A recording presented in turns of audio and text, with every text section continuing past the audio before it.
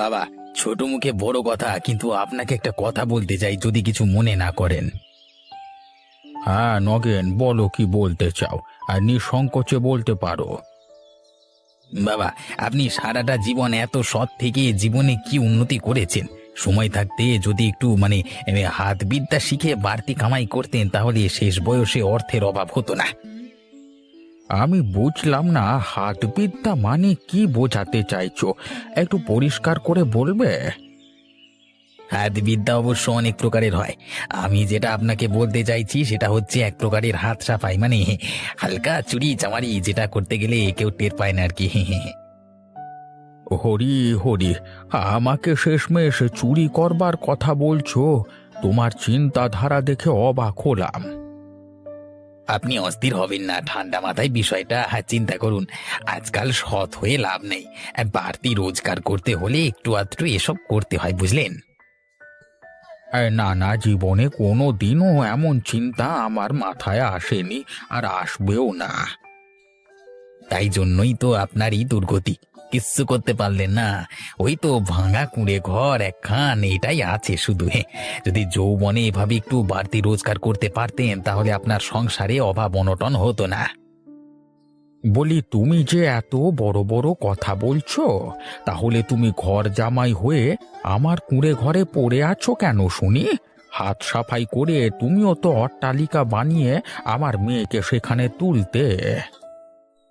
বাবা, আপনার ধারণা নেই আপনি কি বলছেন। নেহাত আপনার মেয়ের প্রতি করুণা করে আমি আপনার বাড়িতে ঘর জামাই হয়ে থাকি। হ্যাঁ, আমার হাত বিদ্যার জন্যই মাঝে মধ্যে ভালো মন্দ খেতে পারছেন, নইলে এ বাড়িতে থাকতে আমার বইই গেছে। বাবা, চুরি শব্দটা শুনতে কানে বাজে, তবে এই বিদ্যা না থাকলে আজকাল ভালোভাবে খেয়ে পড়ে চলা যায় না। তুমি তার জলজ্যান্ত প্রমাণ। পার্বতী, তুই তো আমার মেয়ে, তুইও নগেনের মতো চিন্তাধারা মনে পোষণ করিস, সেটা ভেবে আমি আমি অবাক হচ্ছি। তোদের এমন মনোবৃত্তি দেখে আমি দুঃখিত এবং মর্মাহত। গোপালদা, তুমি কাজে যাওনি? তোমার চোখ মুখ দেখে মনে হচ্ছে তুমি চিন্তিত। তা শরীর খারাপ হয়েছে নাকি? রতন, আমার শরীর ঠিকই আছে, আমার দুশ্চিন্তার অন্য কারণ। সময়টা আমার খারাপ রে ভাই, তাই কপালটাও খারাপ। এমন কি হলো যে তুমি নিজের কপালকে দোষ দিচ্ছ? বলো, আমাকে যদি কিছু সাহায্য করতে পারি। আজকে দুদিন হলো আমার কাজকর্ম হারিয়েছি। মালিক বলল ব্যবসা মন্দ চলছে, তাই কোনো কর্মচারীর প্রয়োজন নেই এখন। সর্বনাশ, তাহলে তো আমারও মহা মুশকিল হলো। বলছি দাদা, আমি আর নীলিমা তোমাদের সাথে থাকতে পারবো না। আমি আজই নীলিমাকে নিয়ে এই পরিবার থেকে আলাদা হয়ে যাব। রতন ভাই, আমার এই দুঃসময়ে আমার পাশে না থেকে তুই আলাদা হয়ে যেতে চাইছিস? আমি এই মুহূর্তে কতটা বিধ্বস্ত। এই সময় ভাই ভাইয়ের পাশে না থাকলে কে থাকবে বল? এমন কথা আর বলিস না। আরে না না দাদা, অসম্ভব। এই সংসারে থেকে আমি আর বাড়তি লোকের খাওয়া দাওয়ার খরচা পোষণ করতে পারবো না। আরে এমনিতেই সংসারের প্রায় সমস্ত খরচ আমাকে দিতে হয়, তার উপর বাড়তি লোকের দুবেলা খাওয়া দাওয়ার খরচ, অসম্ভব। আমার এই দুঃসময়ে তুই আমাদের এই সংসার ছেড়ে আলাদা হয়ে চলে যেতে চাইছিস? ছোটবেলা থেকে তোকে কত স্নেহ করেছি, সামর্থ্য অনুযায়ী তোর সব চাহিদা পূরণ করবার চেষ্টা করেছি। আজকে আমার বিপদেও তুই এভাবে আলাদা হয়ে চলে যেতে চাইছিস? দাদা, এসব ঘ্যান ঘ্যানানি আমার আর ভালো লাগে না। আমি তোমার আর কোনো কথা শুনবো না। তুমি যাই বলো আর তাই বলো, আমায় এই পরিবার থেকে নীলিমাকে নিয়ে আলাদা হয়ে যাব আমি।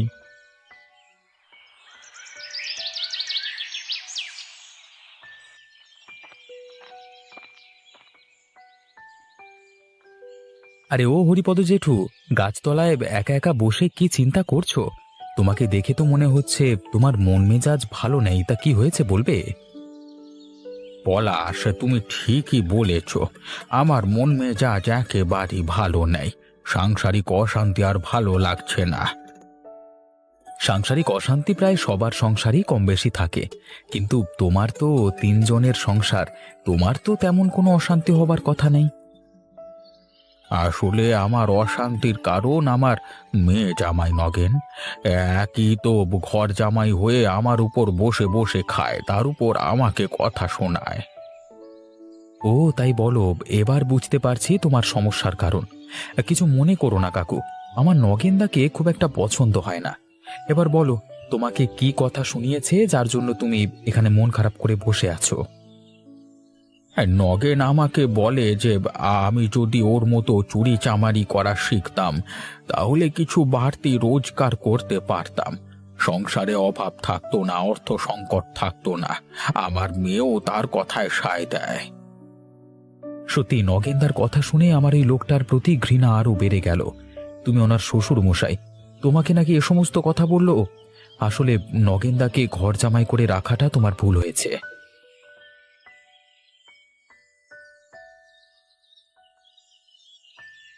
শুনছো, বলি কোনো কাজকর্মের সন্ধান পেলে? না লতা, আমি চেষ্টায় আছি, কিন্তু এখনো কিছু ঠিক হয়ে ওঠেনি। তুমি চিন্তা করো না গো, সময় আসলে সব ঠিক হয়ে যাবে। আমি বলি কি, তুমি রতনকে একবার বলো যে তুমি কাজ হারিয়েছো, যদি সম্ভব হয় কদিন তোমাকে একটু সাহায্য করতে। আমি কি আর রতনকে না বলে রয়েছি? রতন আমার ভাই, আমার ভালো মন্দ সবকিছুই ওর সাথে আলোচনা করি। তাহলে আর কোনো চিন্তাই নেই। রতন যখন জেনে গেছে, আর বেশি চিন্তা করো না। তুমি যথাসম্ভব চেষ্টা করো কোনো না কোনো কাজ একটা জোগাড় করতে। আমি নিশ্চিত তোমার চেষ্টা বৃথা যাবে না। লতা, তুমি যেটা ভাবছো আসলে তেমনটা নয়। রতন আমাকে কোনো সাহায্য করতে পারবে না, ও বলেছে। সে কি গো, রতন তোমার মুখের উপরে তোমাকে সাহায্য করতে পারবে না বলতে পারলো? হ্যাঁ লতা, রতন আরো বলল ও আর নীলিমা এই সংসার ছেড়ে আলাদা হয়ে যাবে। বাড়তি লোকের খাওয়া দাওয়ার খরচও কিছুতেই পোষণ করতে পারবে না। বলি শোনো, ও হয়তো নীলিমার কথা ভেবেই বলে ফেলেছে কথাটা। তুমি ওকে গিয়ে একটু অনুরোধ করে দেখো, তোমার কথা ও ফেলতে পারবে না।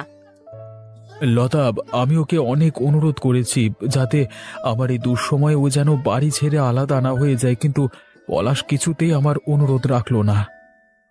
রতন তো এমন ছেলে নয়।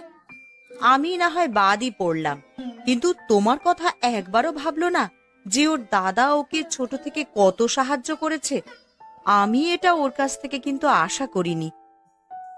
লতা, তুমি এ নিয়ে বেশি ভেবো না, আমি তো চেষ্টা করছি, দেখি কি করা যায়। বলি শোনো, তুমি তোমার মতন করে চেষ্টা করো। আমি না হয় একবার নীলিমার কাছে গিয়ে ওকে কথাটা বুঝিয়ে বলি। এই দুঃসময়ে আমাদের বাঁচবার আপ্রাণ চেষ্টা তো করতেই হবে, এছাড়া যে কোনো উপায় নেই গো।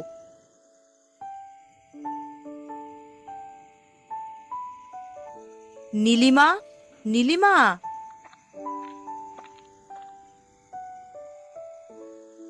আশা করি রতনের মুখে আমাদের এই বিপদের কথা জানতে পেরেছো। তোমার দাদা আজ 2 দিন হলো কাজ হারিয়েছে। কিনে দে রেশমি চুড়ি, নইলে যাব বাপের বাড়ি, দিবি বলি তাল কাটালি, জানি তোর জারি জুরি। শোনো বোন, আমি তোমার সাথে একটা গুরুত্বপূর্ণ কথা বলতে এসেছি। ও আরে দিদি ভাই যে, বলো বলো, কি বলবে বলো। অবশ্য আমি জানি তুমি কেন আমার কাছে এসেছো। লা লা লা,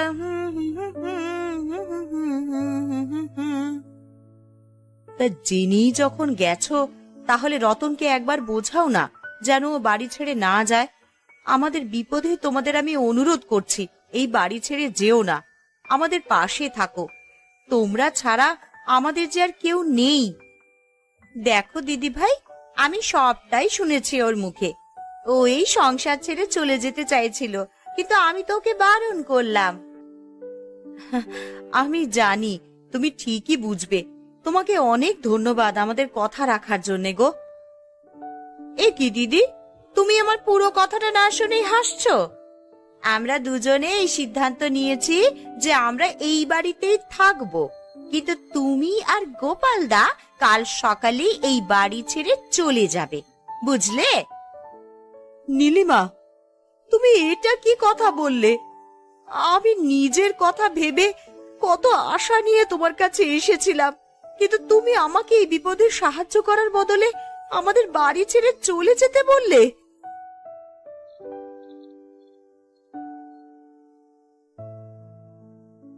বৌদি, নীলিমা ঠিক কথাই বলেছে। এই নিয়ে বেশি কথা বাড়িও না। আজকে রাতটা থেকে যাও, তাতে কোনো সমস্যা নেই। কালকে ভোর হতেই দাদা সহ তুমি এই বাড়ি ছেড়ে চলে যাবে, বুঝলে? এই নগেন, পার্বতী, তোমাদের সাথে আমার কিছু গুরুত্বপূর্ণ কথা আছে।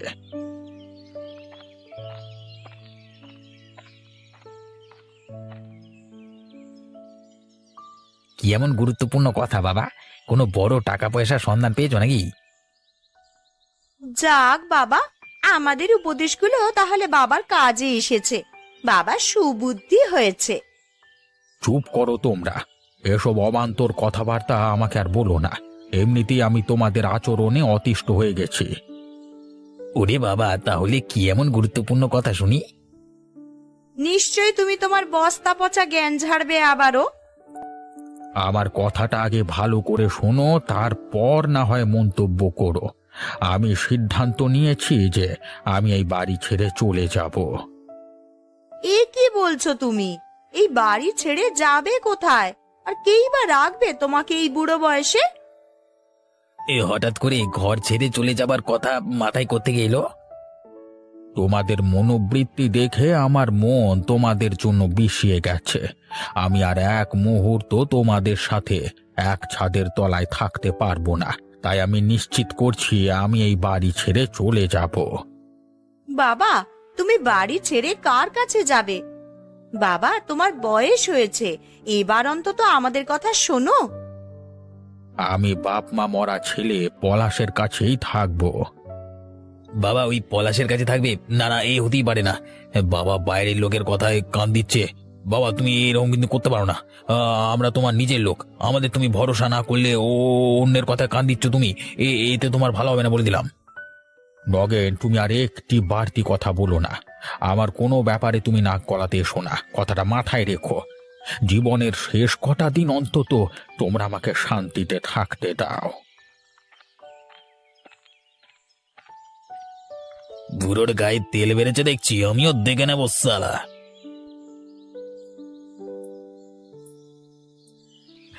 লতা, এসো, আর কেঁদো না। আমাদের কপালে বোধহয় এটাই ছিল। আমি আমার জন্য কাঁদছি না গো, আমি কাঁদছি তোমার জন্য। তোমার বুকে যে কষ্ট চেপে রেখেছো সেটা বুঝেই আমি আর চোখের জল ধরে রাখতে পারছি না। লতা, কেঁদো না। আমার এই দুঃসময়ে কেউ থাকুক বা না থাকুক, তুমি আমার পাশে আছো, এতেই আমি সুখী। তুমি আমার কঠিন সময়ে লড়াই করবার শক্তি।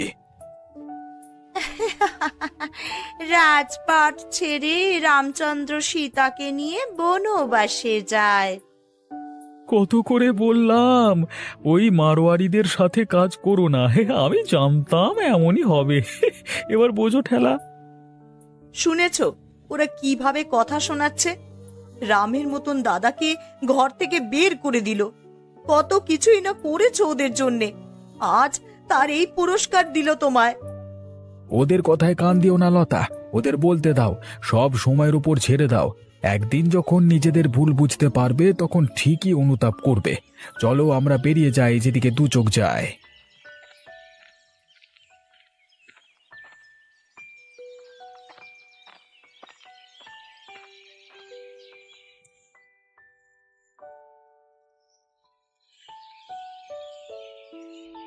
ও হরিপদ জেঠু, আমি খুব খুশি হলাম তুমি বাড়িতে এসেছো। সত্যি বলতে আমি আর ও বাড়িতে এক মুহূর্ত থাকতে পারছিলাম না। আর নগেন পার্বতীর কথাবার্তা আমাকে বিরক্ত করে দিচ্ছিল। তাই একটু শান্তি পাবার জন্য তোমার বাড়ি এলাম। বেশ করেছো জেঠু, আমার বাড়িতে তোমাকে স্বাগতম। আশা করি তুমি এখানে শান্তিতে থাকতে পারবে। এই যে পলাশ, খুব বার বেড়েছো তুমি। আমার শ্বশুর মশাইকে উল্টো পাল্টা বুঝিয়ে বাড়ি ছাড়া করেছো। আমি কিন্তু তোমাকে ছেড়ে দেবো না। নগেনদা, তুমি ভুল ভাবছো। আমার এমন কোনো উদ্দেশ্য নেই। হরিপদ জেঠু বয়োজ্যেষ্ঠ মানুষ, তার জীবনের প্রতি আমার থেকে অনেক বেশি অভিজ্ঞতা। ওনাকে আমি কি বোঝাবো বলো? চুপ, বেশি কপচাবি না। আমি জানি তুই মনে মনে অন্য ফন্দি এঁটেছিস। চুপচাপ বাবাকে বলো এখান থেকে বাড়ি ফিরে যেতে। উনি আমার বাড়িতে আশ্রয় নিয়েছেন, আমি কি করে ওনাকে বাড়ি ফিরে যেতে বলবো? ওনার যখন ইচ্ছে হবে উনি বাড়ি ফিরে যাবেন। ও, বাপ মাটাকে খেয়ে বসে আছো, এখন আমার শ্বশুর মশাইয়ের মাদারাও খাবে নাকি? চুপ করো বলছি, আর একটা কথাও মুখ দিয়ে বের করলে আমার থেকে খারাপ আর কেউ হবে না। আমি গ্রামের লোকজনকে জড়ো করে তোমার নামে অপবাদ দেব। এক্ষুনি এখান থেকে চলে যাও। আমাকে এভাবে অপমান করলেন? আমার নাম নগেন, আমিও দেখে নেব এই অপমানের শোধ আমি নেব। এমন ক্ষতি করব বাপের জন্মেও ভুলতে পারবেন না।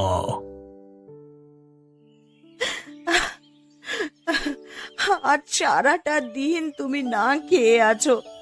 তুমি খিদে একদম সহ্য করতে পারো না। তোমার খুব কষ্ট হচ্ছে, আমি জানি। কষ্ট তো আমার হচ্ছে, তবে পেটে নয়, মনে। আমার ভাই আমাকে বাড়ি থেকে তাড়িয়ে দিল, আর তার থেকে বড় দুঃখ আর কি হতে পারে বলো? এই ভাইকে আমি কত স্নেহ করতাম। আমিও ভাবতে পারিনি যে রতন আমাদের সাথে এমন করবে। ভাই হয়ে যদি ভাইয়ের বিপদে সহায় না হয়, তাহলে কে সাহায্য করবে বলো তো? কি আর করবার, সবই কপালের দোষ। আমি নীলিমার ব্যবহারেও আশ্চর্য হয়ে গেলাম। আমার সাদা মনে কাদা নেই, তাই ওকে বললাম ও যেন পলাশকে বুঝিয়ে বলে, কিন্তু ও উল্টে আমাদেরই আলাদা হয়ে যেতে বলল। এই নীলিমাকে আমি বরণ করে আমাদের বাড়িতে এনেছিলাম। লতা শোনো, আমার মাথায় একটা বুদ্ধি এসেছে। আচ্ছা বলো, তোমার কাছে এখন কিছু টাকা হবে কি? হ্যাঁ, জমানো কিছু টাকা রেখেছিলাম, সেগুলো নিয়েই তো বেরিয়ে গেছি বাড়ি থেকে। তবে তোমার মাথায় কি বুদ্ধি এসেছে সেটা তো বললে না। বলছি, আমার কাছেও কিছু টাকা জমা আছে। আমি ভাবছি এই টাকা দিয়ে যদি রুটি আর মাংসের দোকান দিই তাহলে কেমন হয়? এটা তো তুমি দারুণ কথা বলেছ। খুব বুদ্ধিমানের কাজ হবে যদি রুটি মাংসের দোকান দেওয়া যায়। আমি তোমার সাথে আছি। তাহলে দেরি না করে আজকে রাতেই রুটি মাংসের দোকানটা খুলে নেব, চলো। বেশ।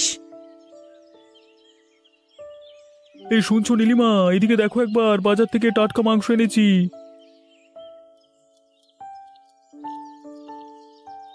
বাহ, ভালো তো। এটা বেশ ভালো কাজ করেছো গো। আমার আজ সকাল থেকেই না খুব মাংস খেতে ইচ্ছা করছিল। তাহলে দেরি না করে ঝটপট রান্নার ব্যবস্থা করে ফেলো। আরে আমি কুমড়ো গাছে মাছটা বেঁধে একেবারে স্নান সেরে আসছি, তারপর জমিয়ে মাংস রান্না হবে, হ্যাঁ ঠিক আছে? এই, যাও যাও, তাড়াতাড়ি কাজ সেরে স্নান করে এসো। ততক্ষণে আমি মাংসটা বেশ ঝাল ঝাল করে রেঁধে ফেলি। আরে বেশ বেশ, তুমি রান্না করো, আমি কাজ সেরে আসছি।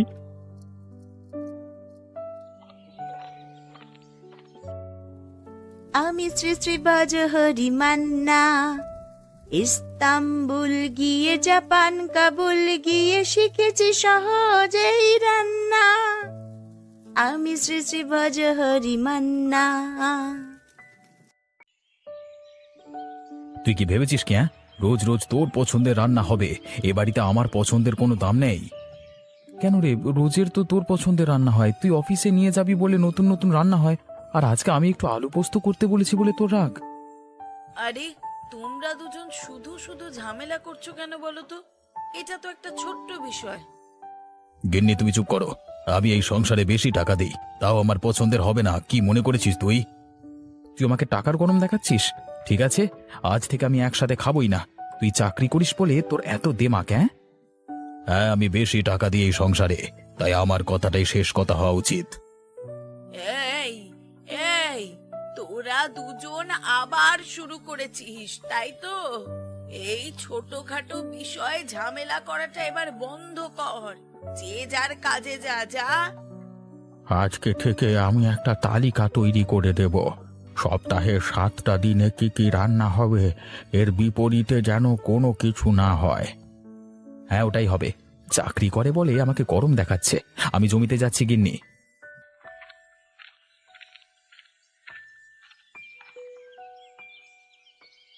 মা, কি হয় বলো তো এদের? এই একটা ছোটখাটো বিষয় নিয়ে ঝামেলা করছে। বলতেও খারাপ লাগে, তবে সুখী চাকরি পেয়ে গেছে বলে দেমাগ দেখায় বলেই এত ঝামেলা। শুনলে না কেমন টাকার গরম দেখালো? আচ্ছা, বুঝতে পারলাম, তাহলে এটাই হচ্ছে আসল কথা। এই ঝামেলা আজকের নয়, যেদিন থেকে সুখী চাকরি করছে সেদিন থেকেই এরকম ঝামেলা শুরু হয়, আর ভালো লাগে না। তোমরা তো এ বাড়িতে নতুন বউ হয়ে এসেছো, তাই জানো না। তবে এরা দুজন দুজনের সাথে কথাও বলে না ভালোভাবে। দরকার না থাকলে কেউ কারোর সাথে কথা বলে না। এটা তো খুবই খারাপ ব্যাপার। এটাকে তো আমাদের সমাধান করতেই হবে। দিদি, তুমি দাদাকে একটু বুঝিও, যাতে সব কিছু দুজন মিলে বসে মিটিয়ে নেয়। এই রকম চলতে থাকলে সুখ শান্তি কিচ্ছু আসবে না এই বাড়িতে। আবার কি সুখ শান্তি নেই? এত বছর ধরে দেখছি তো প্রত্যেক দিন কিছু না কিছু নিয়ে ঝগড়া অশান্তি। বৌমায়েরা, তোমরা যদি কিছু একটা করে দুই ভাইকে আবার এক করে দিতে পারো, তাহলে আমার থেকে খুশি আর কেউ হবে না। মা, আমিও দেখলাম ঝামেলাটা বেশি বেড়ে গেলে ওই টাকার কথা তুলবেই। ওরে বাবা, আপনি তো একদম ঠিক কথা বলেছেন। সপ্তাহের একটা তালিকা করে দিলে আর মনে হয় এই ঝামেলা হবে না। তাহলে চেষ্টা করে দেখো তোমরা দুজন। কি হলো রে বন্ধু, তোকে এত চিন্তিত দেখাচ্ছে কেন? কোনো সমস্যা হয়েছে নাকি? এই সমস্যাটার আর সমাধান হবে না, আর আমিও কোনো দিন শান্তিতে থাকতে পারবো না। কেন রে, কি সমস্যা হয়েছে আমাকে বল, আমি অবশ্যই চেষ্টা করব সমাধান করতে। ওই আমার ভাইকে নিয়ে ঝামেলা। আজকে একটা পছন্দের খাবার খাবো বলেছি বলে সেই নিয়েও ঝামেলা। ওনার কি পছন্দ নয়, অথচ সংসারে আমি বেশি টাকা দিই। সংসারে তুই যখন বেশি টাকা দিস তাহলে তো তোর কথাই শোনা উচিত। ও কেন বেশি কথা বলছে? তুই একদম ছেড়ে কথা বলবি না, তাহলে কিন্তু সুযোগ নিয়ে নেবে। হ্যাঁ, কে টিপ ছাড়বে? আমি? এরা হতেই পারে না। আমি যখন বেশি টাকা দেব তখন আমার কথাই চলবে। হ্যাঁ, সেটাই আমি বলছি। বেশি টাকা দেবো আবার মাথা নত করবো কখনই সম্ভব নয়। আচ্ছা ঠিক আছে, এবার কাজগুলো কর। এসব কথা শুনতে আমার আর ভালো লাগছে না, বিরক্তিকর লাগছে আমার। তুই পানি খা, নিজের মনে কাজ করতে থাক, অসুবিধা হবে না। আমিও কাজ করি। এগুলো স্যার বলেছে এই কাগজগুলো লেখালেখি করে যে কোনো মূল্যে জমা দিতে হবে আজকে, বুঝলি তো? ও, তাহলে তো আগে করে দিতে হবে। এসব কাজ একদম ফেলে রাখিস না নে। মা, তাহলে আজকে কি রান্না হবে? একজন তো বলছে আলু পোস্ত খাবে, আর একজন বলছে পটল আলুর তরকারি খাবে। এবার কোন দিকে যাই বলুন তো? আমার মতে এই দুটো রান্নাই করা ঠিক হবে না। আবার যদি একজন দেখে ওর পছন্দের রান্নাটা হয়েছে, তাহলে আবার ঝামেলা শুরু হবে। হ্যাঁ ছোট বৌমা, তুমি একদম ঠিক বলেছ। তার থেকে ভালো মাছের ঝোল করে দিই, অন্য রান্না আর ঝামেলাও হবে না। তাহলে এর সাথে প্রথম পাতি শুক্তো করে নিন। আমরা দুজন মিলে তো অনেক সবজি কেটে ফেলেছি, শুক্তো করে নিলে সবজিগুলো আর নষ্টও হবে না। আচ্ছা, তাহলে তাই হোক। আমি রান্না বসিয়ে দিচ্ছি। তোমাদের কাটাকুটি তো শেষই হয়ে গেছে। হ্যাঁ, আমাদের কাটাকুটি শেষ। এবার শুধু আপনি রান্নাটা করবেন। আচ্ছা ঠিক আছে। ছোট বৌমা, ওই কাটা সবজিগুলো একটু এগিয়ে দাও। বেশিক্ষণ দাঁড়াতে পারছি না গো, কোমরেও খুব লাগছে। মা, তাহলে আপনাকে আজকে রান্না করতে হবে না, আমি সামলে নিচ্ছি। আপনি ঘরে গিয়ে একটু বিশ্রাম করুন। আরে না না, এটা আমার হয়েই থাকে। তোমরা দুজন আমায় হাতে হাতে সাহায্য করে দাও, আমি রান্নাটা ঠিক করে নিচ্ছি। আচ্ছা, তাই হবে। আমরা হাতে হাতে সাহায্য করে দিচ্ছি, আপনাকে বারবার আর উঠতে হবে না। ভাগ্য করে দুটো বৌমা পেয়েছি, আমাকে নিয়ে কত চিন্তা করে, সংসারের কথা ভাবে। আমার ছেলে দুটোর মধ্যে যদি একটু মিল হয়ে যেত, খুব ভালো হতো গো। আমরা মিল করার চেষ্টা করব মা, আমরা দুই বউ আছি তো। এই তো কি তোর কি হয়েছে রে? এরকম ভাবে জোরে জোরে কোদাল চালাচ্ছিস কেন? আর বলিস না রে ভাই, এই রোজকার ঝামেলা আর ভালো লাগে না। আমি একটু শান্তি চাই। আরে আবার কি তোদের বাড়িতে ঝামেলা হয়েছে নাকি? হ্যাঁ দেখে তো ওরকমই মনে হচ্ছে। হ্যাঁ, তাছাড়া আর কি হবে। বাড়িতে বললাম আজকে আলু পোস্ত করতে, দাদা আবার খাবেন না। বলতে গেলে আবার অনেক কথা। আমি বেশি টাকা দিই বলে আমার কথাই হবে, এইসব কথা বলে। বন্ধু, এখনকার সমাজটাই এরকম। যার কাছে টাকা বেশি থাকবে সকলে তার কথাই শুনে চলে। দেখবি তোর বাড়িতে তোর মা বাবা দাদার কথাই বেশি শোনে, তাই না? হ্যাঁ, শুনে তো। জানি ও চাকরি করছে, বাড়িতে ওর সম্মানটা আমার থেকে অনেক বেশি, তাই জন্য বাড়িতে আমার থেকে ওর গুরুত্বটা বেশি। তোকে এটা ভালো যুক্তি দিচ্ছি, শোন। তুই দাদার সাথে থাকিস না, সরে আয় ওখান থেকে। তুই আর তোর বউ দুজনে আলাদা একসাথে ভালো থাক, দেখবি হাসি খুশি থাকবি। না না, এটা সম্ভব না। আমি এটা করলে বাবা মা ভীষণ কষ্ট পাবে। আমি বাবা মাকে কষ্ট দিতে চাই না, বাবা মাকে হাসি খুশি দেখতে চাই। তাহলে কি করা যায়? অন্য উপায় ভাবি। দীপক, তোকে আর উপায় ভাবতে হবে না রে। আমি এইভাবেই থেকে যাব। শুধু শুধু এখানে দাঁড়িয়ে আছিস? যা যা, কাজ কর, কাজ কর। কাজ করলে দুটো পয়সা হবে।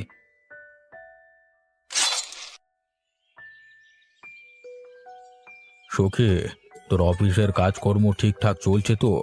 পোস্ট অফিসে আবার নতুন নিয়োগ হবে, এবার তোদের চাপটা একটু কমবে। হ্যাঁ বাবা, আমিও খবরটা শুনেছি।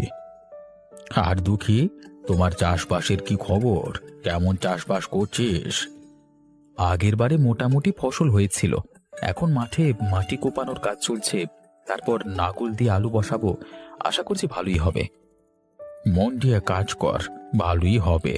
কাজটাকে দায় সারা হিসেবে করবি না, মন থেকে ভালোবেসে করবি, দেখবি ভালোই হবে।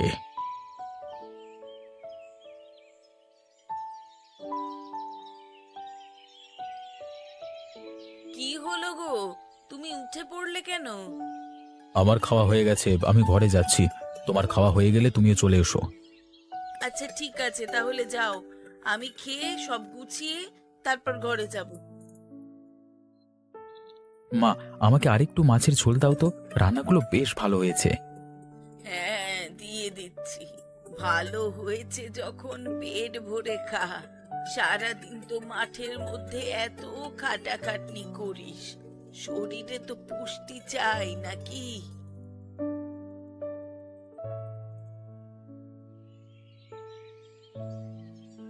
এই শোনো না, তোমায় একটা কথা বলবো, তুমি শান্ত মাথায় শুনবে তো? রেগে যাবে না তো? গিন্নি, আমাকে ভয় পাচ্ছ? হ্যাঁ, সকালবেলা রূপ দেখবার পরে ভয় পাওয়াটাই স্বাভাবিক। তুমি নতুন এসেছো এ বাড়িতে, বলো, আমি কিছু বলবো না, বলো। বলছিলাম কি, তোমাদের দুই ভাইয়ের মধ্যে যে ঝামেলাটা হচ্ছে, এটা মিটিয়ে নিলে তো খুব ভালো হতো, বলো? হ্যাঁ, ভালো হতো তো, আমিও জানি।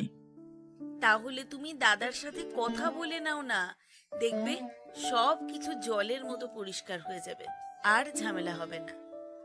না গো গিন্নি, আমি যাব না। এর আগে একবার এসব নিয়ে মেটাতে গেছিলাম আমি, উল্টা আমাকে কথা শুনতে হয়েছিল, তাই আমি আর যাব না। বুঝতে পারছি যে তোমার খারাপ লাগছে। খারাপ আমার কখন লাগে জানো?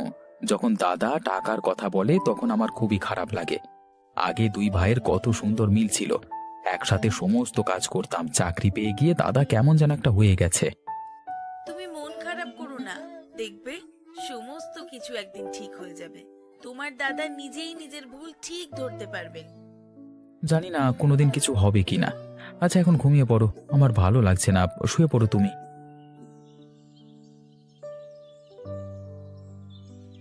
আজকে মায়ের মুখে একটা কথা শুনলাম। হ্যাঁ মা, কি বলছো বলো আমাকে। মা বলছিল আগে দুই ভাই কত সুন্দরভাবে থাকতো, আর এখন দুজন দুজনকে দেখতেই পারে না, সামান্য কথাও বলে না। খুব কষ্ট হয় জানো মায়ের। আমি কি করব তাতে? ভাই যদি ওরকম করে আমার কিছুই করবার নেই। আচ্ছা, তোমরা দুজন দুজনের সাথে ভালোভাবে একবার কথা বলো, দেখবে সব কিছু ঠিকঠাক হয়ে যাবে। একবার যাও না, গিয়ে কথা বলেই দেখো না। না না, আমি কথা বলতে পারবো না। আমার কথা যে শুনবে না, আমি কেন তার সাথে কথা বলতে যাব? দুজন দুজনের সাথে কথা বললে তবেই তো মিল হবে।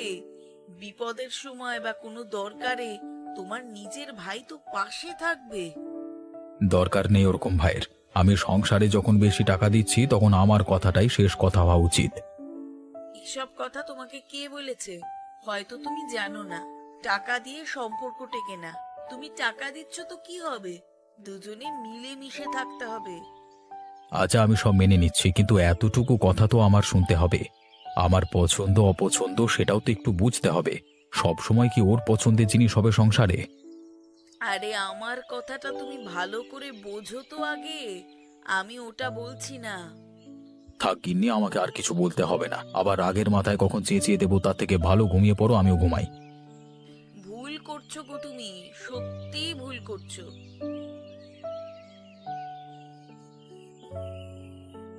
এই নে এটা ধর, আজকে তোর আনন্দের দিন। এটাই কি আছে রে? খামের মধ্যে এরকম ভাবে আমার জন্য কি চিঠি এসেছে? হ্যাঁ, আরে দেখ না, তুই পড়ে দেখ। এই খুশি হবি রে খুব, তুই যেটার জন্য এতদিন চেষ্টা করছিলি সেটা আজকে হয়েছে। কই দে তো চিঠিটা দেখি। তুই কি বলছিস সব বুঝতে পারছি না, আমি পড়ে দেখি দে।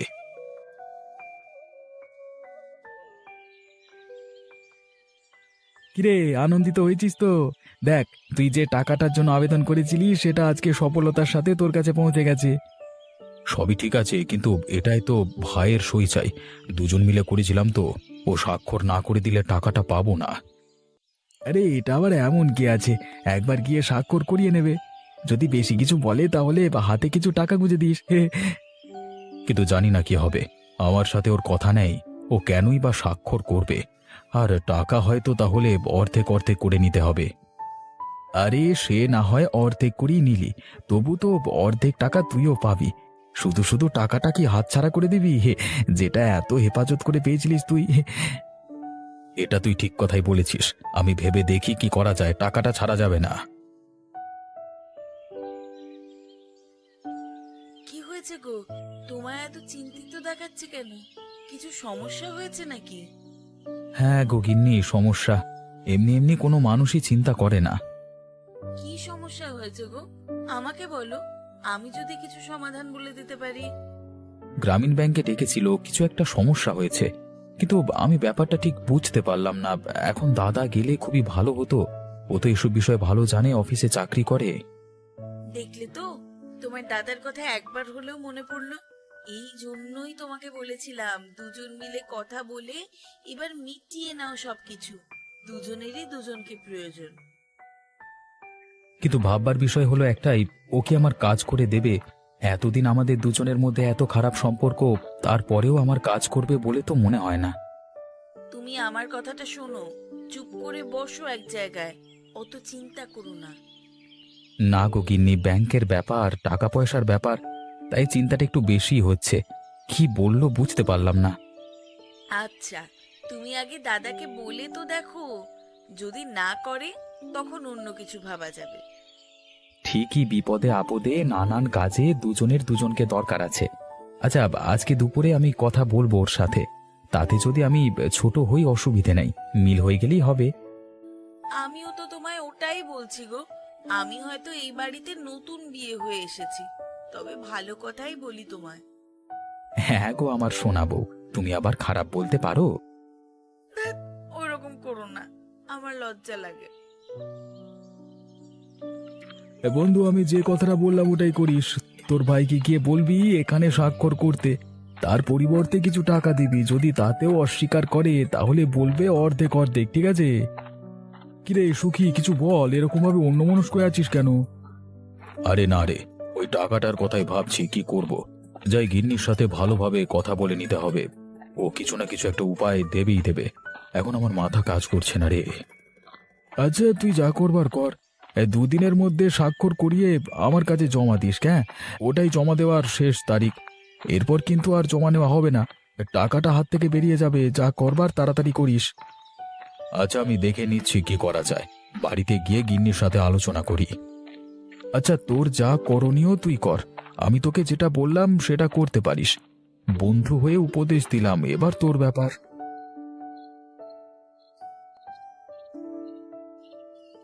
আচ্ছা আমি দেখছি। তোর বাড়ি চলে এসেছে রে, যা তুই। আবার কালকে পোস্ট অফিসে দেখা হচ্ছে, কেমন?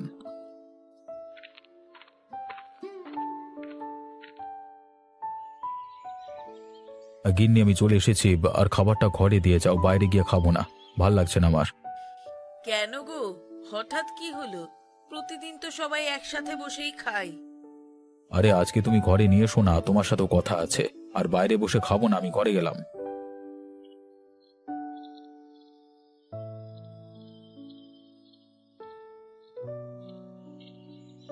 দাও, খাবারটা দাও। প্রচন্ড ক্ষুধা লেগেছে, তারপর বলছি যেটা বলবো। হ্যাঁ, এই তো ধরো, খেয়ে নাও, তোমার জন্যই তো নিয়ে এসেছি। বলছি একটা টাকার জন্য অনেক বছর ধরে হেফাজত করলাম, সেই টাকাটা এখন উঠেছে, কিন্তু তাতে ভাইয়ের স্বাক্ষর দরকার, না হলে হাতে পাবো না। এখন কি করে ভাইয়ের থেকে স্বাক্ষর নেব এটা ভেবেই চিন্তিত হয়ে আছি। একটা কথা বলছি, তুমি ঝামেলা ভুলে যাও। তোমার ভাইয়ের কাছে গিয়ে কথা বলো, ভালোভাবে মিটিয়ে নাও। ভাইও সবকিছু ঠিক করতে চায়। আমি এটা জানতে পেরেছি রুমাদির কাছ থেকে। শুধু তুমি চাকরি করো বলে টাকা টাকা করো, ওই কথাটাই দাদার খারাপ লাগে। এটা আর বলো না। তাহলে তুমি কি বলছো, আমি যাই গিয়ে মাথা নত করি, তাই তো? হ্যাঁ, মাথা নত করো। ভুলটা যখন তোমার, তখন মাথা নত করতে লজ্জা কিসের? দুজনের মধ্যে মিল হয়ে গেলে সব কিছু ভালো চলবে, দেখো। তুমি আমাদের বাড়িতে এসেছো প্রায় 3 মাস, তবে যতগুলো পরামর্শ দিয়েছো সবকটাই কাজে দিয়েছে। আশা করছি এটাও সব ঠিকঠাকই হবে, তাই তোমার কথাটাই শুনলাম। আমি যাচ্ছি, দালানে সবাই বসে খাচ্ছে, সবার সামনে গিয়ে সবকিছু মিল করে নিই। এটাই সব থেকে বেশি ভালো হবে।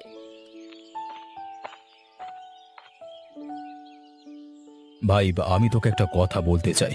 আমি আবারও সব ঠিক করতে চাই। তুই সত্যি বলছিস? আমার সাথে মজা করছিস না তো? আরে না রে, আমি কোনো মজা করছি না। আমি সমস্ত ব্যাপার আবার মিটিয়ে নিতে চাই। আমি চাকরি পেয়ে তোকে শুধু টাকার গরম দেখাই, এটাই তোর খারাপ লাগে, বুঝতে পেরেছি। কিন্তু এরকম আর হবে না। আমি তোকে কথা দিচ্ছি, তোর কাছে ক্ষমা চাইছি রে আমি। না রে দাদা, তোকে ক্ষমা চাইতে হবে না। আমিও মনে মনে চাইতাম আবার যেন সবকিছু ঠিক হয়ে যায়। আগের একবার সবকিছু ঠিক করতেও গিয়েছিলাম, তুই তাড়িয়ে দিয়েছিলিস, তাই আর যাইনি। তোরা দুই ভাই আবার এক হয়ে যাবি, এর থেকে আনন্দের খবর আমার কাছে আর কিছুই নেই। ভাই, সেই অনেক বছর আগে থেকে একটা টাকার জন্য হেফাজত করছিলাম, তো ওই টাকাটা উঠেছে। তুই স্বাক্ষর করলেই পেয়ে যাব, দুজনে ভাগ করে নেব আর কি। দাদা, আমার সাথে একবার গ্রামীণ ব্যাংকে যাবি? ওখানের কর্মচারীরা কি বলছিল বুঝতে পারিনি আমি। হ্যাঁ হ্যাঁ, অবশ্যই যাব। আমি তোর দাদা হই, কেন যাব না? তোদেরকে এক করতে আমার এই দুই বৌমা খুব সাহায্য করেছে, অনেক চেষ্টা করেছে। অন্যান্য বাড়িতে বিয়ে হওয়ার পর দুই ভাই আলাদা হয়ে যায়, এখানে তো বিয়ে হয়ে তোরা দুজন আবার এক হয়ে গেলি। আমাদের দুই নতুন বউ সত্যি খুব ভালো। নিজেদের মধ্যে ঝামেলা না করে দুজন মানিয়ে নিয়েছে। দেখলে হবে, বাবা মা শিক্ষাটাও সেরকমই দিয়েছে, তাই জন্যই এত সুশীল ভদ্র আচরণ দুজনের। দুই বৌমা আলাদা বাড়ির হলেও শিক্ষাটা বাবা মার কাছ থেকেই নিয়ে এসেছে। কই গো গিন্নি, কোথায় গেলে তুমি? তাড়াতাড়ি এসো দেখি। কি হলো? সকাল সকাল এত জোরে জোরে চেঁচাচ্ছ কেন শুনি? শোনো গিন্নি, আমি একটু গঞ্জে যাচ্ছি, হ্যাঁ? তুমি এদিকে সিঙারাগুলো ভালো করে ভেজে রাখো, কেমন? সে কথা আবার বলতে, ও তো আমার বললেও করতে হবে, না বললেও করতে হবে। তোমার হাতের সিঙারার আসলেই অনেক স্বাদ গো গিন্নি। সবাই কেমন তোমার হাতের সিঙারার প্রশংসা করে, হে হে। আরে ধুর, ছাড়ো তো, তুমি এখন যাও, আমার আবার দেরি হয়ে যাচ্ছে।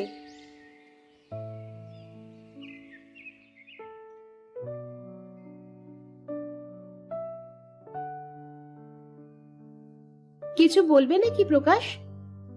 না, বলছিলাম যে দাদা কোথায় গেছে, তুমি জানো নাকি? কেন, দাদাকে দিয়ে কি হবে শুনি? না মানে, আমার কিছু টাকার দরকার ছিল, তাই ভাবলাম দেখি দাদার কাছে পাই কিনা। তোর দাদা তো গঞ্জে গেছে, আসতে তো বেশ দেরি হবে। বলি, কত টাকা লাগবে তোমার? বেশি না বৌদি, মাত্র 50 টাকা হলেই হবে। বেশ তো, এই কটা টাকার জন্য দাদার কাছে বলার কি দরকার, আমাকে বললেই তো হয়। তুমি দাঁড়াও, আমি এক্ষুনি এনে দিচ্ছি।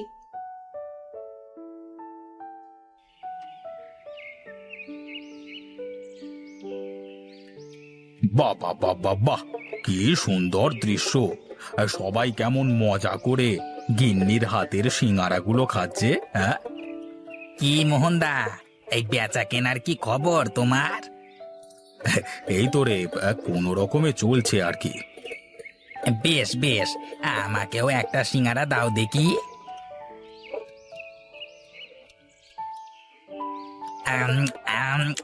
উড়ে বাহ, তোমার সিঙারা তো বেশ সুন্দর দাদা। যে একবার খাবে সে বারবার খেতে চাইবে গো।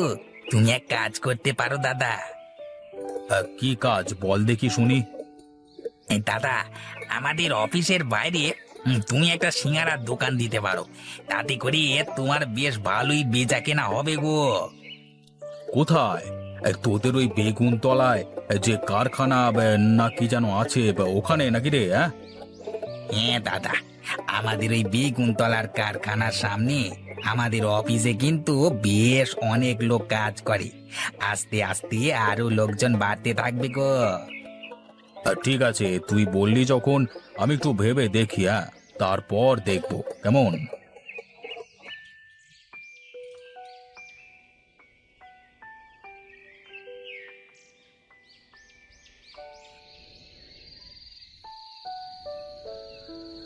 প্রকাশকে দেখছি না, ও কি খাওয়া দাওয়া করেছে?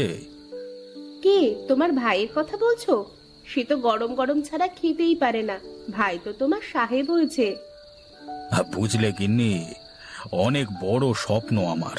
আমার ভাই একদিন বড় অফিসার হবে, আমার মতো সাধারণ সিঙারাওয়ালা না। আচ্ছা, তুমি তোমার এই পোশাককে এত ছোট করে কেন দেখো? ছোট করে দেখি না গিন্নি, যেদিন আমার প্রকাশ বড় অফিসার হবে সেদিন আমি আমার সিঙারা বেচা সার্থক মনে করব। তুমি যে এত ভাই ভাই করো, একদিন দেখবে এই ভাই তোমাকে ভুলে যাবে। কে জানে কখন কি হয়ে যায়। ও নিয়ে আমি আফসোস করি না গিন্নি, আমি আমার দায়িত্ব পালন করতে পারলেই হবে। তোমার মতো মানুষকে জীবনসঙ্গী করে পাওয়া আসলেই অনেক ভাগ্যের ব্যাপার।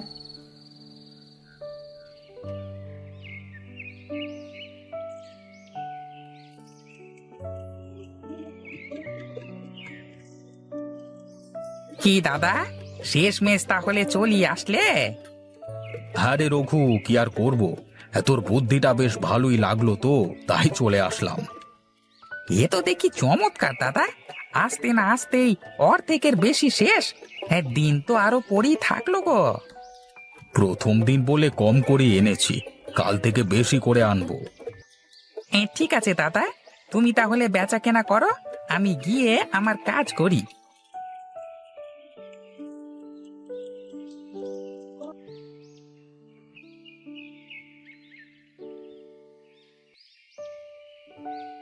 কি গো, তুমি আবার রান্নাঘরে কি মনে করে আসলে?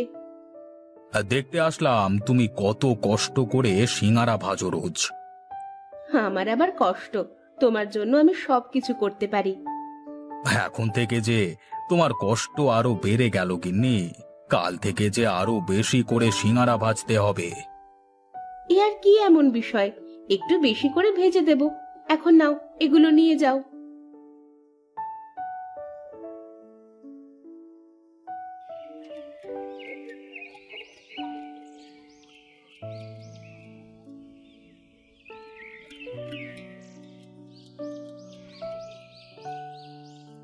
হে, কি দাদা, এই বেচা কেনা বেশ ভালোই হয়েছে মনে হচ্ছে।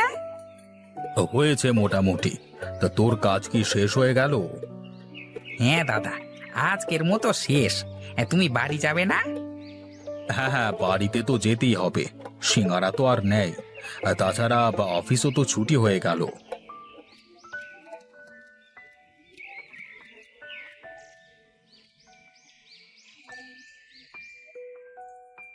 আচ্ছা দাদা, একটা কাজ করলে কেমন হয়? কি কাজ বল দেখি। তুমি ওখানে একটা দোকান নিয়ে ফেলো কেমন? তাহলে সবাই বুঝবে তোমাকে সব সময় এখানেই পাওয়া যাবে। আর সবাই তো তোমার সিঙ্গারা খেয়ে অনেক নাম করেছে গো। এটা তো খুব ভালো কথা বলেছিস রে ভাই। দেখি দেখি, কালই কিছু করা যায় নাকি দেখি।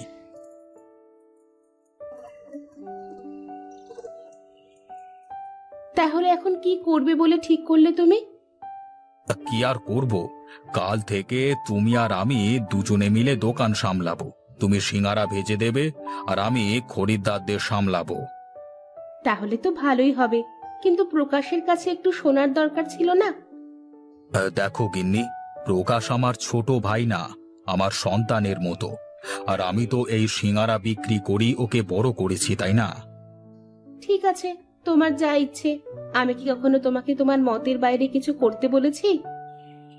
দাদা, ও দাদা, বৌদি, কোথায় তোমরা? কিরে, এত জোরে জোরে ডাকছিস কেন? আর তুই এমন অস্থির কেন? তা কি হয়েছে তোর? দাদা, এখন থেকে তোমাকে আর বৌদিকে কোনো কষ্ট করতে হবে না। আমি চাকরি পেয়েছি, কাল থেকে বেগুনতলার কারখানায় অফিস করব। এ তো খুবই ভালো কথা। দেখেছো গিন্নি, আমি বলেছিলাম না তোমাকে, প্রকাশ আমার ভাই, ও সবাইকে দেখিয়ে দেবে।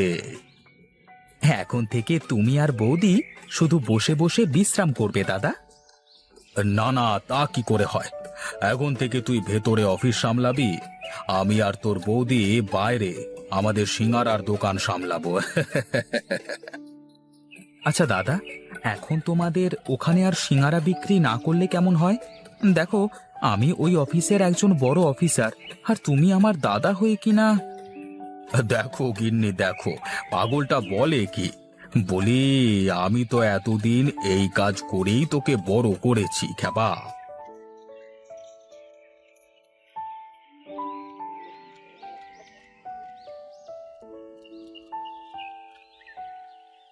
দেখেছো গিন্নি, আমার ভাই আজ এই অফিসে চাকরি করে, এর থেকে বেশি আর কি চাই আমার, বলো? কিন্তু আমার কি মনে হয় জানো, প্রকাশ বোধহয় লজ্জা পাচ্ছে। আমি আমার ভাইকে খুব ভালো করে চিনি গিন্নি, তুমি কোনো চিন্তা করো না, ও সব আমি দেখে নেব।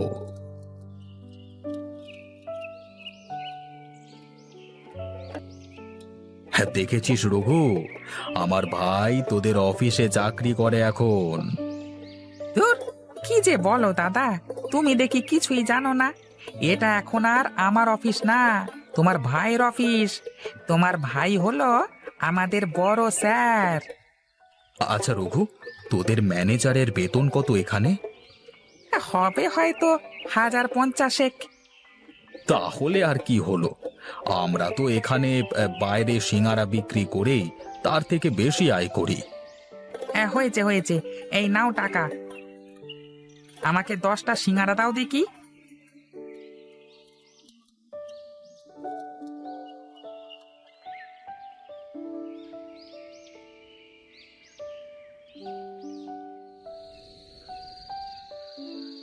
আমি জানি তুই আমার উপর রাগ করে আছিস, কিন্তু কি করব বল ভাই?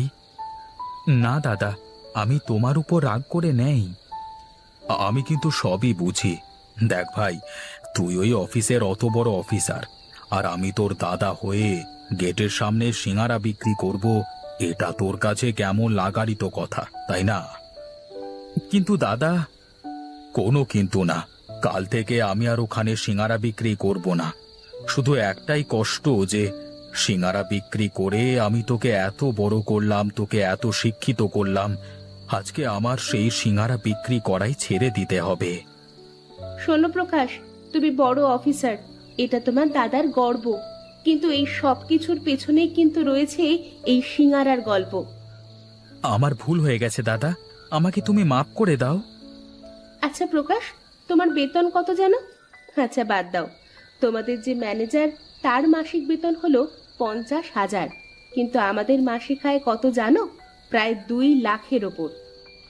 আমাকে তোমরা ক্ষমা করে দাও বৌদি, আমি কিছু সময়ের জন্য অন্ধ হয়ে গেছিলাম, ভুলে গিয়েছিলাম যে কোনো কাজই ছোট নয়।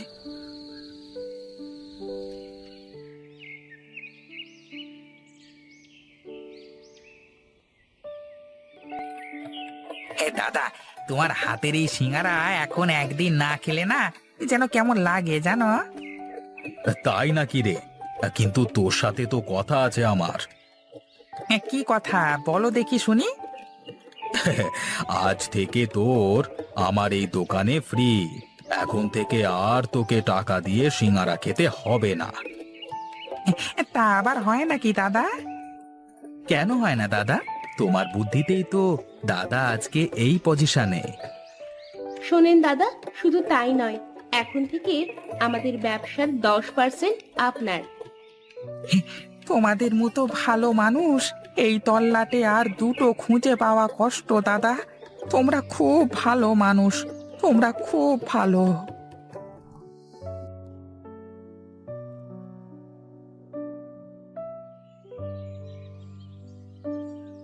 আর একটু তরকারি নাও না, একেবারে যে শুকনো শুকনো খাচ্ছ। না গিন্নি, আর তরকারি লাগবে না, এতেই হয়ে যাবে। তা অপু কোথায়? ওকে দেখছি না যে। কোথায় আর যাবে, ননীদের বাড়িতে খেলতে গেছে। এই সাত সকালে ছেলেটিকে বাইরে যেতে দিও না গিন্নি, নিয়ে একটু পড়তে বসিও কেমন? আমার কথা শুনলে তো? কতবার বললাম, বাচ্চা বইটা নিয়ে একটু বস, তা কে শোনে কার কথা।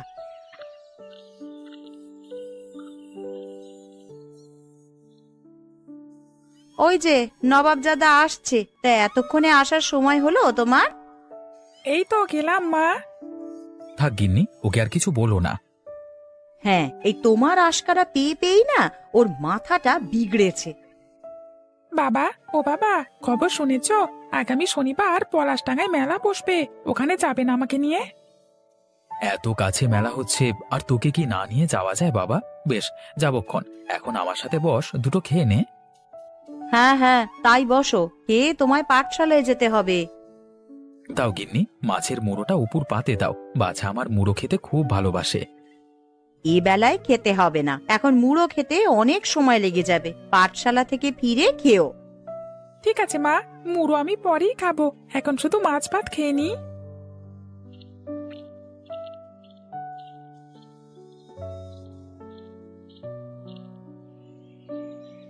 কিরে অপু, এখনো হলো না তোর? বলি রোজ রোজ দেরিতে গেলে মাস্টারমশাই যে বকুনি দেবে। এই তো আমার হয়ে গেছে রে ননি দিদি। ও মা, ব্যাগটা এনে দাও না ঘর থেকে। দিচ্ছি বাবা, দিচ্ছি। তা মা ননিবালা, তুই খেয়েছিস সকালে? হ্যাঁ খেয়েছি কাকিমা, কাল রাতের পান্তা ভাত ছিল তাই খেয়ে এসেছি। রোজ রোজ পান্তা ভাত না খেয়ে মাঝে মধ্যে তো আমাদের বাড়িতে আসতে পারিস। তোর মাকেও বলেছিলাম, কিন্তু কে শোনে কার কথা। না না কাকু, অন্যের বাড়িতে খেলে মা খুব রাগ করে। বাবা মারা যাওয়ার পর অনেকে সাহায্য করতে এসেছিল, কিন্তু মা সবাইকে ফিরিয়ে দিয়েছে। আরে আমিও কি আর কম বলেছিলাম কমলাকে? কিন্তু ওর ওই এক কথা, অন্যের অনুগ্রহের পাত্র হবে না, নিজে যা আছে তাই দিয়েই খেয়ে পড়ে বাঁচবে। এখন ননি বড় হলে যদি ওর একটু দুঃখ ঘোচে। আমরাও তাই চাই, তুই বড় হয়ে চাকরি করে মায়ের দুঃখ দূর করবি। তোমরা আশীর্বাদ করো কাকু, আমি যেন পড়াশোনা শেষ করে ভালো একটা চাকরি পাই।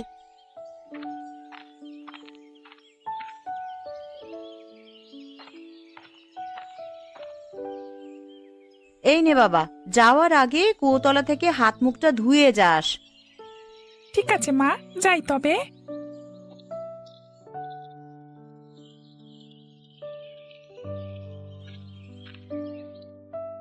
আজকে তাড়াতাড়ি পাঠশালা ছুটি হয়ে গেছে, প্রতিদিন এমন হলে অনেক মজা হতো, তাই না রে অপু? মাস্টার মশাই আজকে শহরে যাবেন বোধহয়, তাড়াতাড়ি ছেড়েছেন ওর জন্য। রোজ রোজ তো তিনি শহরে যাবেন না, তা শনিবারে কি ছুটি দেবে মাস্টার মশাই? ওদিন দিলেও ভালো হতো। সে কি রে, শনিবারে আবার কি হবে? জানো না তুমি, ওদিন যে পলাশডাঙ্গায় মেলা বসবে। তাহলে তো যেতেই হয়, কিন্তু মেলাতে গিয়ে কি করব? মায়ের হাতে একটাও পয়সা নেই যে গিয়ে কিছু কিনবো। বাবা আমাকে নিয়ে যাবে, সেদিন তুমিও আমাদের সাথে যেও। আচ্ছা, মাকে বলে দেখবো খন। এখন চল বাড়ি যাই। আচ্ছা দিদি, এই বড় ঘরটা কিসের? চারপাশ দিয়ে দেওয়াল তোলা। ওটা নতুন কারখানা রে, রায় বাহাদুর এটা নতুন খুলেছেন। কারখানা?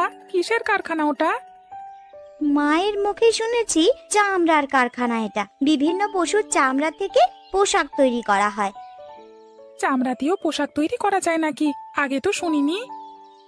আরে শুধু পোশাকই নয়, জুতাও তৈরি করা হয় চামড়া দিয়ে, ওসব শহরে বড় বড় বাবুরা কিনে পড়ে। আমি বড় হলে ওরকম একজোড়া জুতো কিনবো, তোমাকেও কিনে দেবক্ষণ। ঠিক আছে, সে পরে দেখা যাবে খন। এখন চল, বাড়ি ফিরতে হবে তো। ওদিকে মা আবার যাবে ঘুঁটে কুড়োতে, তাকে গিয়ে সাহায্য করতে হবে তো। বেশ, তাই চলো।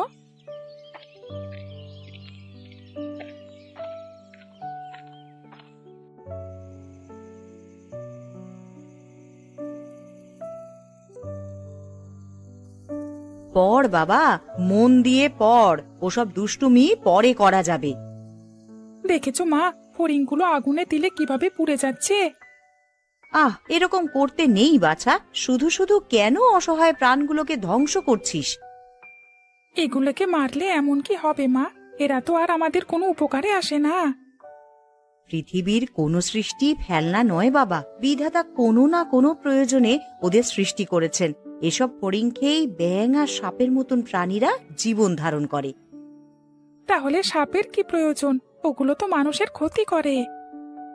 সাপ সচরাচর মানুষকে কামড়ায় না। তাছাড়া সব সাপ তো বিষধর নয়। আর এই সাপেরও উপকারিতা আছে। এরা ফসলের ক্ষতিকারক বিভিন্ন প্রাণী খেয়ে আমাদের উপকার করে।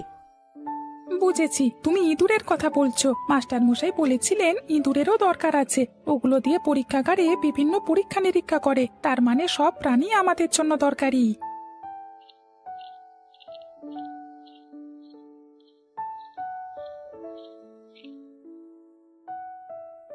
তা কি পরীক্ষা করা হচ্ছে বসে বসে? এখনো পড়া শেষ হয়নি? রাত তো অনেক হলো। তোমার জন্যই অপেক্ষা করছিলাম বাবা। মা বলল তুমি এলে একসাথে খাবো, ততক্ষণ পড়তে। আরে পড়তে বসলে কি আর ওর প্রশ্নের শেষ আছে? একের পর এক প্রশ্ন করে আমায় পাগল বানিয়ে ফেলে। প্রশ্ন করা ভালো গিন্নি, এতে শিশুদের জানবার আগ্রহ তৈরি হয়। তা তোমার হাতে ওটা কি? চিঠি মনে হচ্ছে। হ্যাঁ, এটা চিঠি। পোস্টমাস্টার পথে পেয়ে দিয়ে দিল। চিঠি? কে পাঠালো বাবা ওটা? তোমার বড় কাকু। খুলে দেখো তো গিন্নি কি লিখলো।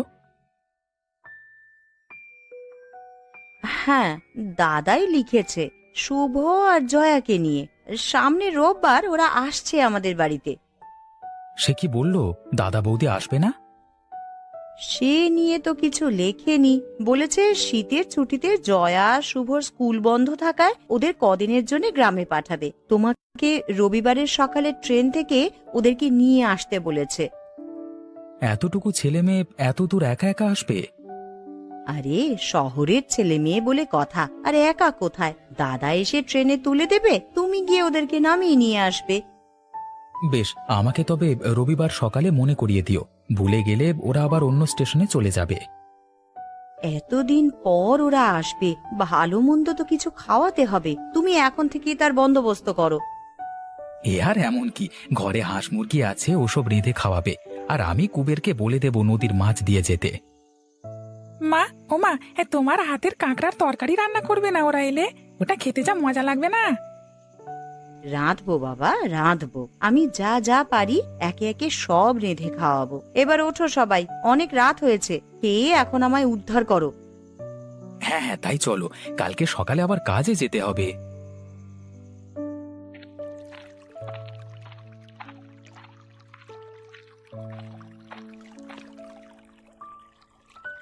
কি রে অপু, আজ আমায় না বলে একা একাই চলে এলি? তা কটা মাছ পেলি এতক্ষণে?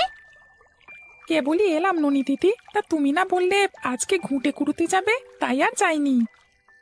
না রে, আজ আর ওদিকে যায়নি। মা একাই গেছে। আমি সেই সুযোগেই ছিপ নিয়ে চলে এসেছি। তা চার ফেলেছিস পুকুরে? হ্যাঁ ফেলেছি, মাছও আসতে শুরু করেছে।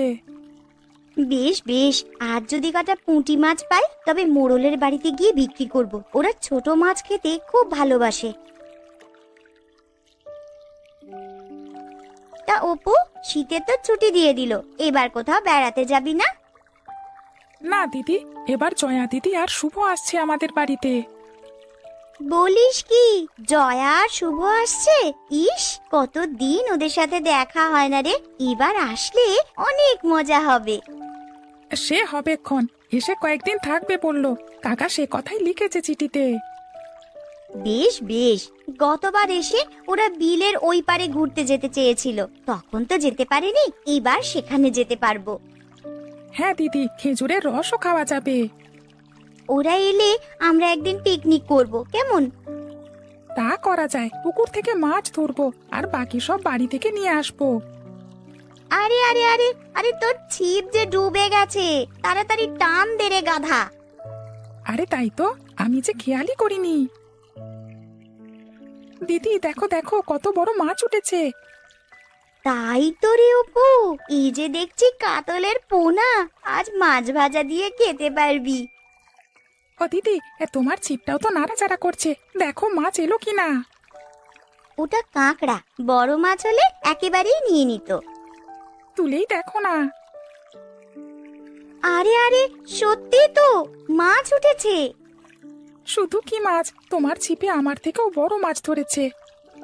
হ্যাঁ রে অপু, আমার মাছটা অনেক বড়, আজকে অনেক মজা করে মাছ ভাজা খাবো। সে কি, তুমি না মোড়লের বাড়িতে বিক্রি করবে বললে? আরে রাখ তোর মাছ বিক্রি, আগে নিজে খেয়ে যা থাকবে সেটাই বিক্রি করব। চলো তবে বাড়ি ফেরা যাক, আমাদের আর মাছ লাগবে না। তাই চল, আজকে তবে জয়া আর শুভও আসবে।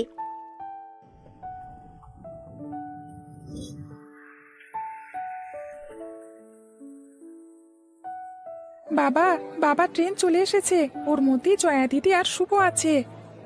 হ্যাঁ রে অপু, আমি ওদের দেখেছি। আরে আরে তাই তো, চলো ননি দিদি গিয়ে ওদের নিয়ে আসি। ওই তো জয়া দিদি, বাবা বাবা দেখছো ওদের? ওই তো ওরা নেমে আসছে। আয় মা আয়, তোদের আসতে কোনো অসুবিধে হলো না তো? না কাকু, বাবা টিকিট কেটে ট্রেনে তুলে দিয়েছিল, ভেতরে আর কোনো সমস্যা হয়নি। তা কাকিমা কেমন আছে? ভালো আছে মা। তোর বাবা মা আসেনি কেন?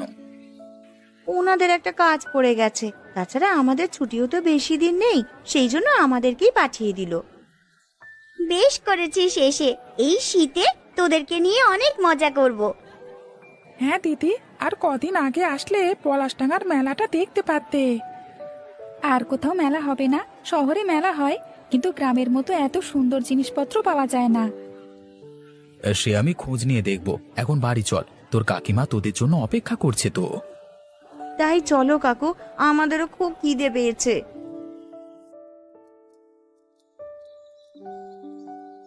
নে বাবা, তোদের জন্য অপু আজ মাছ ধরেছে, তোরা সবাই মাছ ভাজা খা।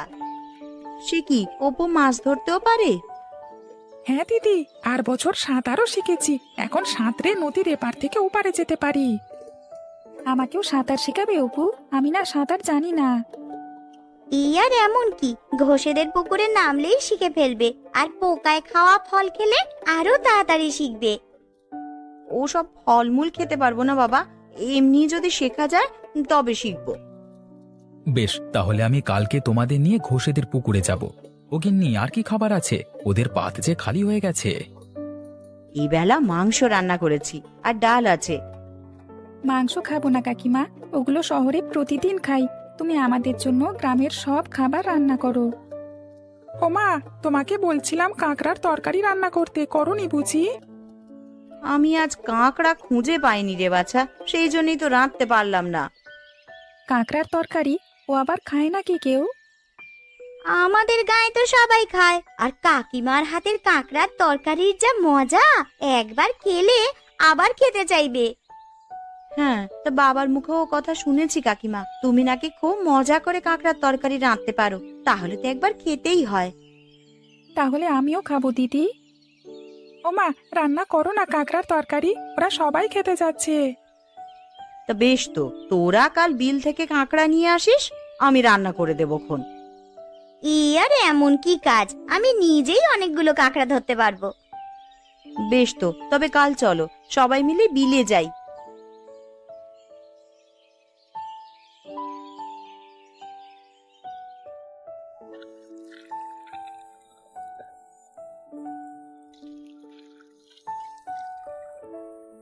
দিদি, তুমি এতক্ষণে এলে, আমরা সেই সকাল থেকে তোমার জন্য অপেক্ষা করছি। আর বলিস না রে, মায়ের সব কাজ শেষ করে তবে আসতে হলো। তা তোদের কাঁকড়া ধরা কত দূর, এখনো ধরিসনি বুঝি? আরে কাঁকড়া ধরা কি আর আমাদের সাধ্যে? সারা সকাল খুঁজে একটাও কাঁকড়ার দেখা পাইনি। এইভাবে জলের উপর থেকে খুঁজলে হবে না, জলের নিচে কাঁকড়ার বাসা আছে, সেখানে খোঁজ করতে হবে। ওসব তুমি ভালো খুঁজতে পারবে, এখন তাড়াতাড়ি চলো খোঁজা শুরু করি। তাই চল। না রে, আজকে একটাও কাঁকড়া পাওয়া যাচ্ছে না, কিন্তু অন্যান্য দিন এখানে অনেক কাঁকড়া পাওয়া যায়।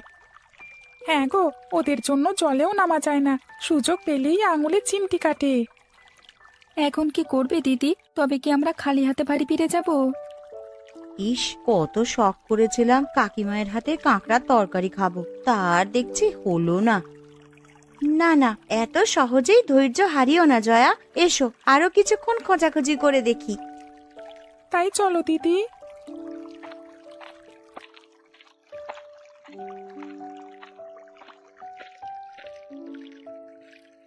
কি ছেলে মেয়েরা কি করছো এই ভর দুপুরে? জলে পড়ে যাবে যা। কাঁকড়া খুঁজছিলাম গো কাকু, কিন্তু এতক্ষণ খুঁজেও একটাও পাইনি। পাবে কি করে? আমরা জেলেরাও যে আজকাল কাঁকড়া পাই না।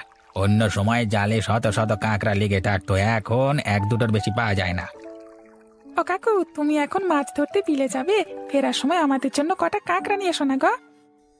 ওগো, ওরা শহর থেকে এসেছে এই কাঁকড়ারই ঝোল খেতে, তুমি গোটা কাঁকড়া এনে দাও না। বেশ বেশ, তোমরা বাড়ি ফিরে যাও, আমি ফেরবার সময় তোমাদের বাড়িতে কাঁকড়া দিয়ে আসবো। ঠিক আছে, তবে তুমি তাড়াতাড়ি ফিরে এসো, আমরা তোমাদের জন্য অপেক্ষা করব।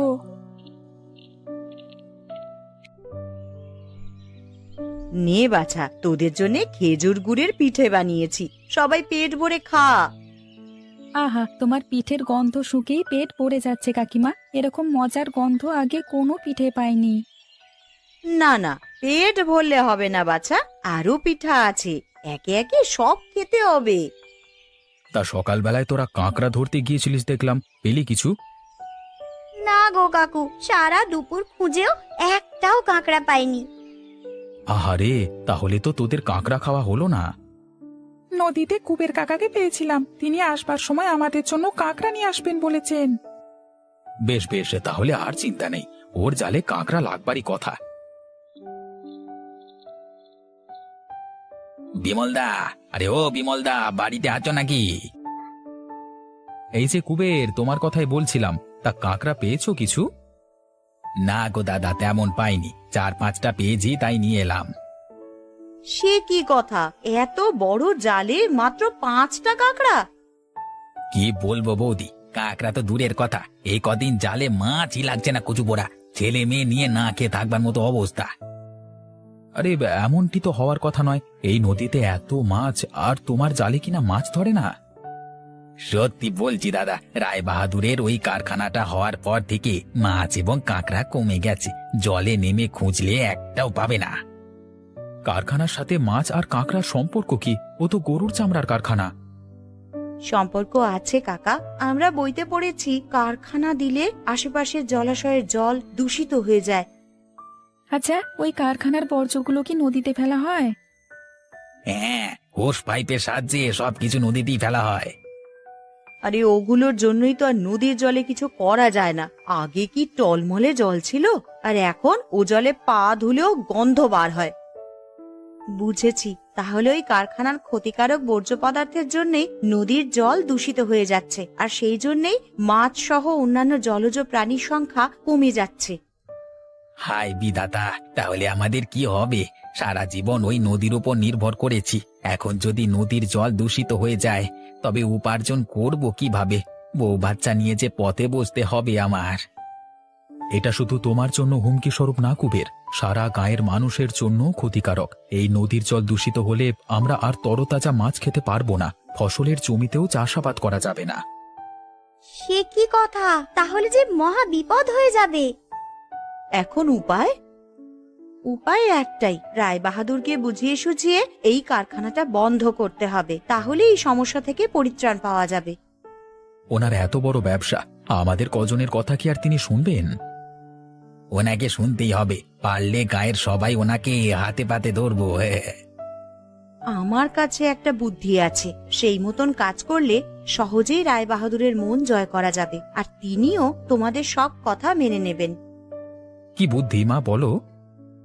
শুনেছি কাকিমা খুব ভালো কাঁকড়ার তরকারি রান্না করেন, যদি কোনোভাবে রায় বাহাদুরকে নিমন্ত্রণ করে তা খাওয়ানো যায়, তবে নিশ্চয়ই তিনি ওই তরকারির ভক্ত হয়ে যাবেন, আর সেই সুযোগে তাকে নদী দূষণের কথা বলে কারখানাটি বন্ধ করা যাবে।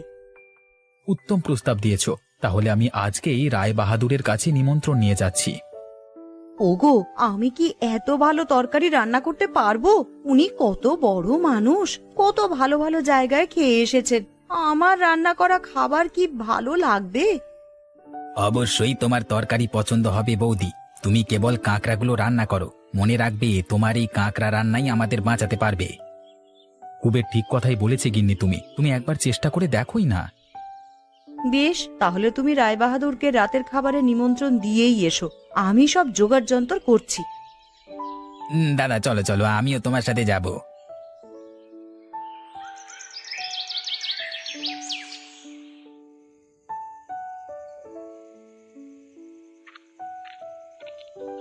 কে রতন? আরে একটু ধূপ দিয়ে যাস তো বাবা, বড্ড মশা কামড়াচ্ছে। ঠিক আছে বাবু, জানালাগুলো বন্ধ করে দিয়ে আসছি। সন্ধে হলে ওই নদী থেকে মশার দল উড়ে আসে, ধূপ না জ্বালালে নির্ঘাত ম্যালেরিয়া হবে। রায়মশাই, ও রায়মশাই বাড়িতে আছেন? আছি, ভেতরে এসো। তা এই সন্ধেবেলায় ইজি চেয়ারে কেন, অসুস্থ নাকি?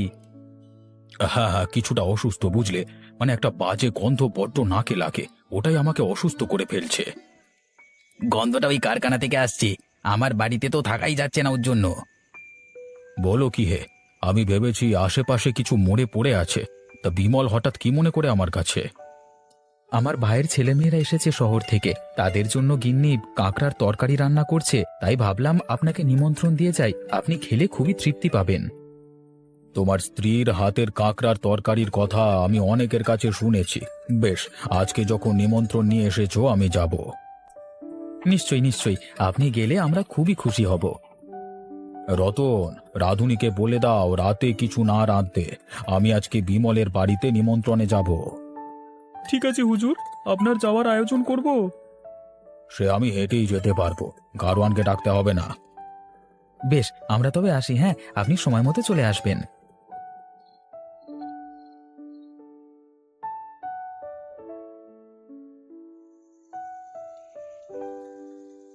তা তোমাদের সব প্রস্তুত তো বৌমা? আমার কিন্তু বড্ড খিদে পেয়েছে। হ্যাঁ বাবু, আমি এক্ষুনি খাবার পরিবেশন করছি। কাঁকড়ার তরকারিটা আগে দাও গিন্নি, আরে পরে খেলে আর জিভে স্বাদ থাকবে না তো। বেশ বেশ, তাই দাও, ওটা খাওয়ার জন্যই তো আমি এসেছি।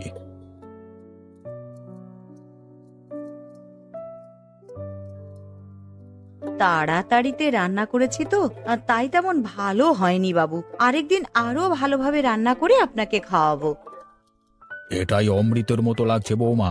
আমি এত বছর এত ভালো ভালো খাবার খেলাম, কিন্তু এমন মজাদার খাবার খাইনি কখনো। এই তো এক পদ, কাঁকড়া দিয়ে এরকম আরো অনেক তরকারি রান্না করা যায়। বেশ বেশ, তাহলে সবগুলো আমাকে রেঁধে খাওয়াবে কেমন? সে আর হবে না বোধহয়, আমাদের নদীতে কাঁকড়ার বড় অভাব। কাঁকড়া নেই নদীতে? বলো কি, নদী নালাতে কাঁকড়া থাকবে না তো কাঁকড়া থাকবে কোথায়? দাদা সত্যি কথাই বলছে বাবু, আপনার কারখানাটা দেওয়ার পর কাঁকড়া তো দূরের কথা, নদীতে একটা মাছও পাওয়া যাচ্ছে না। বলো কি হে, আমার কারখানার জন্য এত বড় ক্ষতি হচ্ছে? হ্যাঁ রায় বাহাদুর, কারখানার বিষাক্ত পদার্থ নদীর জলে মিশে গিয়ে মাছ সহ অন্যান্য জলজ প্রাণীদের ক্ষতি করছে। তাই ওদেরকে বাঁচাতে হলে এই কারখানা বন্ধ করতে হবে। আর তাছাড়া নদীর জল দিয়ে তো আমরা আগে নানান কাজ করতাম, কিন্তু এখন সে কাজও করা যায় না। আর বছর নদীর জল দিয়ে আমরা চাষাবাদ করতাম, পানি দূষিত হওয়ার জন্য সেটাও করা যাবে না।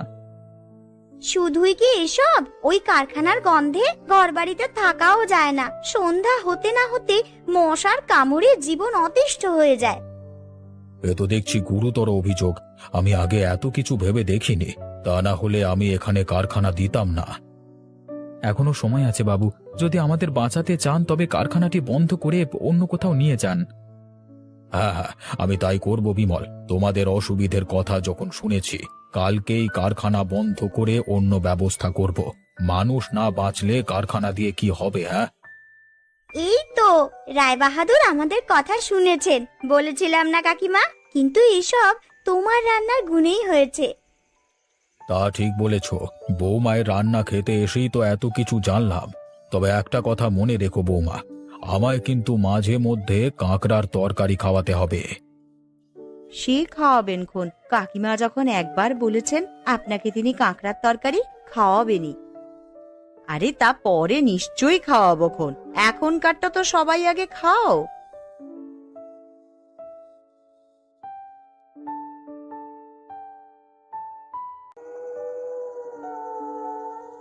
ওহ, আজ ফিরতে ফিরতে অনেকটাই রাত হয়ে গেল বাবা।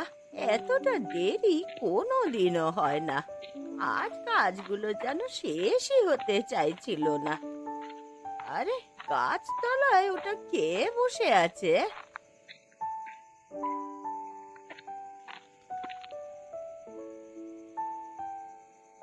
আরে কে তুমি?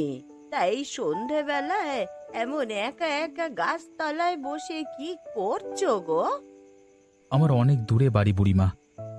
তা তোমার নাম কি? আমার নাম হলো পলাশ। তাই সন্ধেবেলা এমন করে গাছতলায় বসে রয়েছো কেন গা?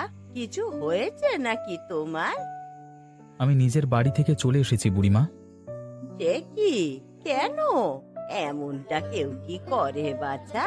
তোমার বাড়িতে সবাই কত কষ্ট পাচ্ছেন বলো তো। তা বলে আমার কষ্টটা কেউ বুঝবে না? আমি সেসব জানি না, আমি বাড়ি ছেড়ে চলে এসেছি। তা তুমি এই রাতে থাকবে কোথায়? গাছতলায় কি আর থাকা যায়? আমি গাছতলায় থাকবো বুড়িমা, তবু ওই বাড়িতে আর ফিরে যাব না। তা গাছতলায় কি আর মানুষ থাকতে পারে নাকি? আমি ঠিকই থাকতে পারবো। তুমি খুব ভালো বুড়িমা, তুমি আমার খোঁজ নিয়েছো। তাহলে তুমি বরং একটা কাজ করো বাচ্চা, তুমি আমার সাথে আমার বাড়িতে চলো। আমার বাড়িতে গিয়ে থাকবে তুমি। বেশ বেশ, তাই নিয়ে চলো আমাকে।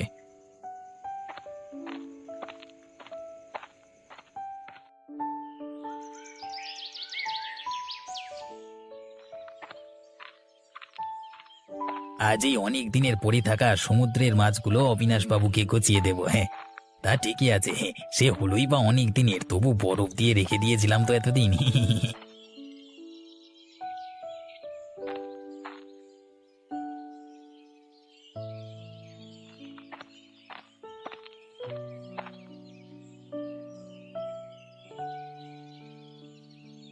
অবিনাশ বাবু, ও অবিনাশ বাবু, আপনার জন্য মাছ নিয়ে এসেছি, মাছ নিন। এই তোর লজ্জা করে না নগেন? তুই আবার এসেছিস আমার বাড়িতে? দেখ, সকাল সকাল মাথা গরম করাস না।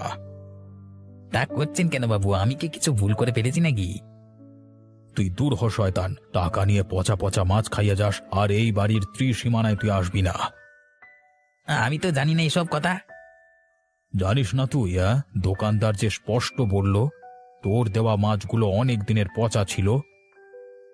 আমি তো জানি না বাবু, নিশ্চয়ই ওই দোকানদার বেটা মিথ্যে কথা বলেছে।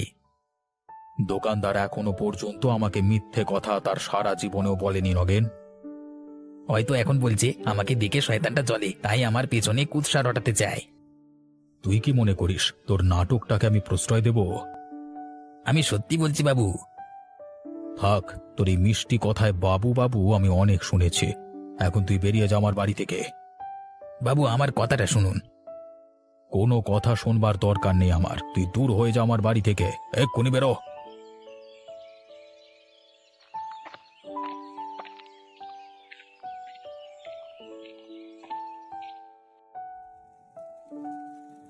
কি করছো গো? এই সবজিটা করে রাখছি গো, কিছুক্ষণ পর থেকেই তো খরিদ্দারের ভিড় শুরু হয়ে যাবে, তখন তো আর কিছুই করতে পারবো না। কিন্তু আজকে মনে হচ্ছে বিপদে পড়ে যাব গো। কেন গো, কি হয়েছে? আরে আজকে আমাদের স্পেশাল মেনু খাসির মাংসের কালা ভুনাটাই যে কিভাবে হবে। আরে হ্যাঁ, তাই তো, বুড়ি তো এখনো আসেনি গো। আরে আমাদের হোটেলের মান সম্মান টিকে রয়েছে ওই মেনুটার উপরই, ওটা খাওয়ার জন্যই লোক আসে। হ্যাঁ গো, আর ওটা বুড়ি ছাড়া আর কেউ ভালো রান্না করতে পারে না। কিন্তু এখনো যদি না আসে তাহলে রান্নাটা হবে কি করে? আর ধরো যদি আজ সে নাই আসে, তখন কি হবে? সেটাই তো চিন্তা করছি গো। আমি কিন্তু ভাবছি অন্য কথা, জানো? কি ভাবছো তুমি? ভাবছি এই বুড়ি বয়সে শরীর ঠিক আছে তো? হ্যাঁ, বয়সটা তোর কম হলো না। কিন্তু এইভাবে চলতে থাকলে তো আমাদের বিপদ হয়ে যাবে। কিছু একটা ব্যবস্থা করতেই হবে। কিন্তু সে না হয় পরে হলো, আজকেরটার কি ব্যবস্থা হবে সেটা তো আগে ভাবো। আজ তো বুড়ি না হলে উদ্ধার হয় না গো, দেখা যাক কি হয়।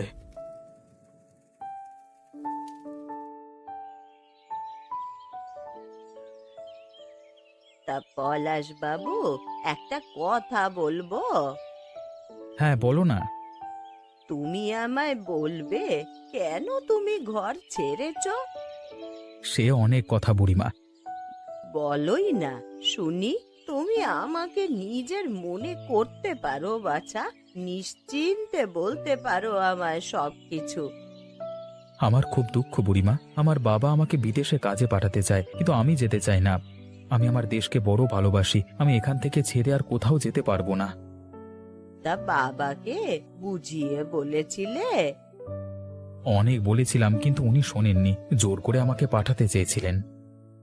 বাবা হয়তো তোমার ভালোর জন্যই চেয়েছেন, কিন্তু তুমি এখানে থেকে কি করতে চাও বাছা? বাবা ভালোর জন্য চাইলেও আমি সেটা করে সুখে থাকতে পারবো না। আমি আমার দেশকে, আমার গ্রামকে ভালোবাসি, আমি আমার নিজের জায়গাকে ভালোবাসি। আমি এখানে কিছু একটা করতে চাই। এখানে অনেক কাজ, আমি কিছু না কিছু একটা ঠিকই করে নেব। তা তোমাদের গ্রামের মানুষ কেমন? বড় হিংসুটে মানুষ বুড়িমা, তবে সে কথা ভেবে আর কি হবে।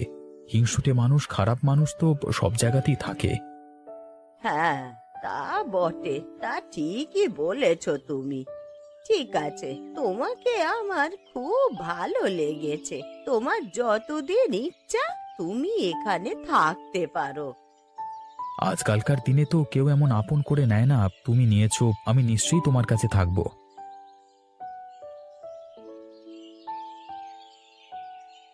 বলি আর কি পেয়েছো নাকি? হ্যাঁ, এই আমরা স্পেশাল আইটেম খাবো বলে এসেছি তোমার কাছে, আর আজকে স্পেশাল আইটেম হয়নি।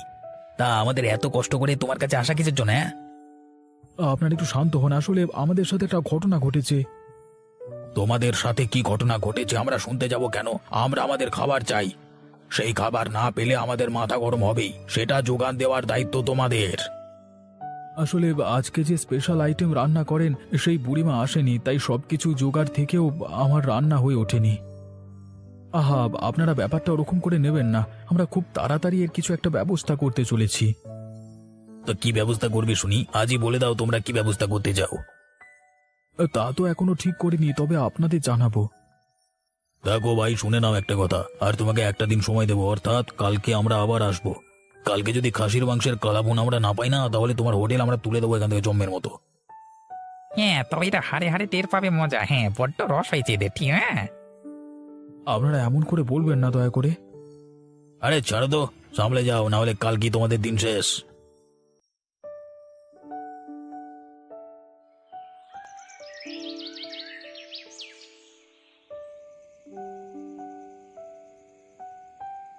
তোমার কি এক ফোঁটাও লজ্জা করে না? মান সম্মান বোধ তোমার নেই? আরে দিনের শেষে আর ভোকো না তো। বকবো না তোর কি করব শুনি? আজ ঘরে এক পয়সাও নিয়ে এসেছো ইনকাম করে? আয় করতে না পারলে সে পুরুষ মানুষ আবার কিসের? আহা, শোনোই না। কি শুনবো আমি? তোমাকে সংসারের জন্য চাল ডাল নুন তেল আনতে বলেছিলাম, সেগুলো এনেছো? আনতে পেরেছো কি সেগুলো? আসলে একটা বদমাইশ লোক আমার সাথে আজকে বদমাইশি করেছে। তোমার সাথে রোজ কেউ না কেউ কিছু না কিছু করে, তাই নিজের চরিত্রটাও একবার ভালো করে দেখতে পারো তো। শোনো, আমি এসব কিছু শুনতে চাই না।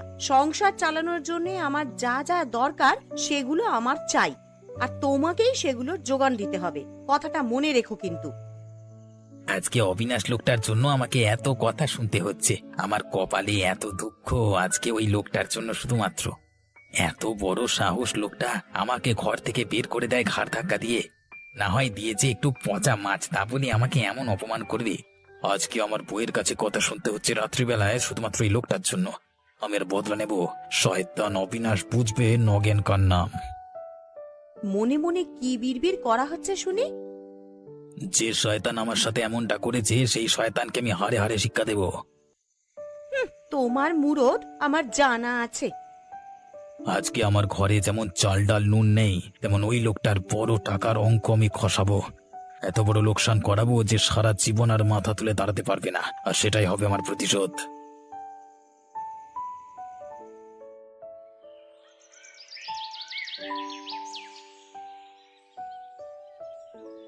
কি হয়েছে অবিনাশবাবু, সকাল সকাল আমাদের ডাক দিলেন কেন?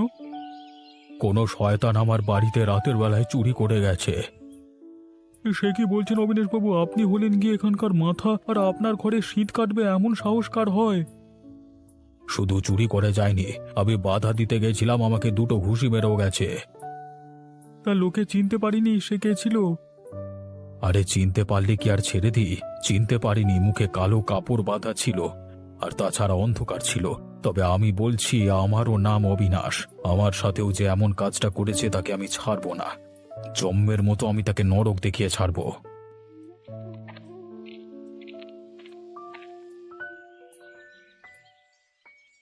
কি হয়েছে কর্তাবাবু, এখানে এত লোক কেন? রাতে আমার ঘরে কেউ ডাকাতি করে গেছে আর আমাকে মেরে গেছে। কি বলছেনটা কি?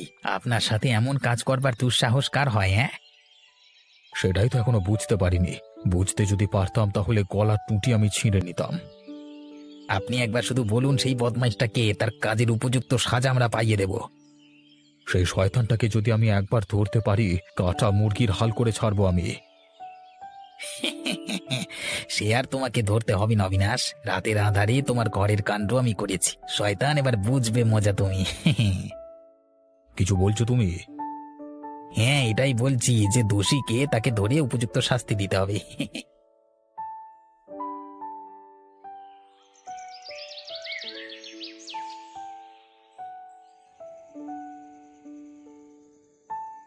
এমন কিছু একটা করতে হবে যাতে সব দিক ম্যানেজ হয়ে যায়। নিজেকে কিছু একটা এমন করে দেখাতে হবে যাতে আমি প্রমাণ করতে পারি নিজেকে।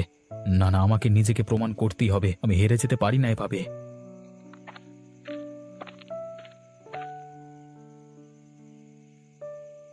কি হয়েছে বাবা পলাশ? এত চিন্তার কি হয়েছে? দেখে তো তোমায় খুব চিন্তিত মনে হচ্ছে বাবা। একটা বড় কথা ভাবছি বুড়িমা। তা কি কথা বলো তো, আমায় খুলে বলো সব। আজকে তোমার হাতের কালা ভুনা আমার বড় পছন্দ হলো। হ্যাঁ, ওটা আমি খুব ভালোই বানাতে পারি বটে। সেজন্য একটা কথা ভাবছি আমি। কি কথা? তোমার হাতের কালা ভুনা রান্না এত সুন্দর, সেই সুন্দর রান্না শুধুমাত্র গ্রামের মানুষরা খেলে হবে না, এই রান্নাকে বাইরে ছড়িয়ে দিতে হবে, বড় বড় শহরে, দেশের বাইরে, বিদেশে। আরে কি যে বলো তুমি ছেলে মানুষের মতো! গ্রামের একটা বুড়ির হাতের রান্না কি আর অত বড় বড় মানুষ পছন্দ করবে গো? পছন্দ করবে মানে হাত চেটে খাবে একেবারে, দেখবে তোমার নাম হবেই হবে।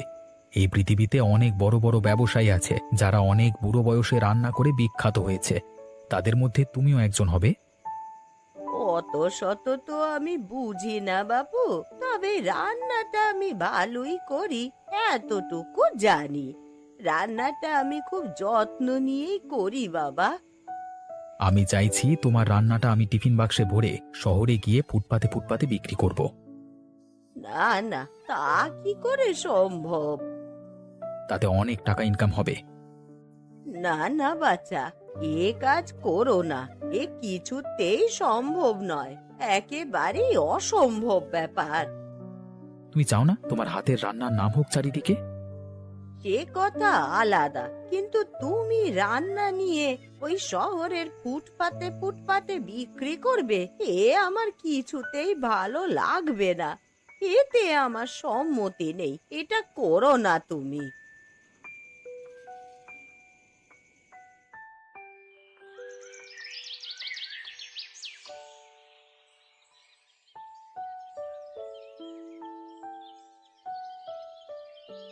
এবার বলো গিন্নি, কেমন দিলাম তোমাকে? আমার খুব আনন্দ হচ্ছে গো। এই এত কিছু তুমি কোথায় পেলে গো? সে আর বলো না, সে অনেক কথা। আরে বলোই না, শুনি। তুমি সেদিন অত কথা শোনালে, ভাবলাম তুমি ঠিকই বলেছ। তোমার কথা শুনে পরদিন কাজে গেলাম, কাজ করে এত টাকা এনেছি শুধু তোমারই জন্য। সত্যি বলছো? তুমি আমার কথা শুনে এত টাকা রোজগার করে এনেছো? আরে সত্যি বলছি গিন্নি, সত্যি বলছি। এবার বলো তো পছন্দ হয়েছে কিনা? খুব পছন্দ হয়েছে, তবে একটা ব্যাপার শুনেছো? কি ব্যাপার? আরে ওই যে গো, কাল রাতে অবিনাশ বাবুর ঘরের চুরির ঘটনাটা। আরে ছাড়ো তো, ওসব কথায় কান দিই না আমি। না মানে গ্রামে কাল এত বড় একটা ঘটনা ঘটে গেল বলো। আরে ছাড়ো না, তোমাকে টাকা এনে দিয়েছি, তুমি আয়েশ করে থাকো, ভালো করে সংসার চালাও, মজা করো। হে, লোকের দিকে বেশি নাক দিও না। তা হ্যাঁ গো, হঠাৎ করে তুমি এমন কি কাজ করলে যে এত টাকা পেলে? তুমি বড্ড জ্বালাতন করো গিন্নি, তোমার টাকার দরকার ছিল, এনে দিয়েছি, এবার সেই টাকায় মজা করো। আম খাচ্ছ খাও না, আটির খবর নিচ্ছ কেন? না, জানতে ইচ্ছা করছে তাই জানলাম। শোনো, একটা কথা ভালো করে কান খুলে শুনে নাও। আজকে থেকে টাকা ইনকাম করবার দায়িত্ব আমার, আর খরচা করবার দায়িত্ব তোমার, ঠিক আছে? আমরা পরস্পরকে এই বিষয়ে আর কোনো প্রশ্ন করব না, কথাটা মনে থাকে জানো?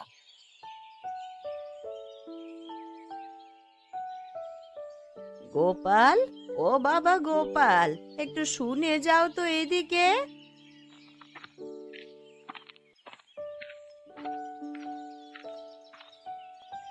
কি হয়েছে বুড়িমা?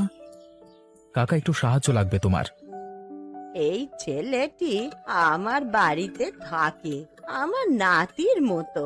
তা এ চায় যে আমার ওই কালো ভুনা রান্না শহরে নিয়ে গিয়ে বিক্রি করতে, তাতে সকলে আমাদের খাবার খেতে পারবে। হ্যাঁ, তাতে বুড়িমার অনেক নাম হবে এবং আমাদের সকলের খুব টাকা পয়সা হয়ে যাবে। তখন আর এত দুঃখ থাকবে না। আর তাছাড়া আমি নিজেও এখানে কিছু করতে চাই। তো বেশ, তো আমি তোমাদের কি সাহায্য করতে পারি? মানে আমাদের এখানে রান্না করে শহরে বিক্রি করবার মতো জোগাড় আমাদের কাছে নেই।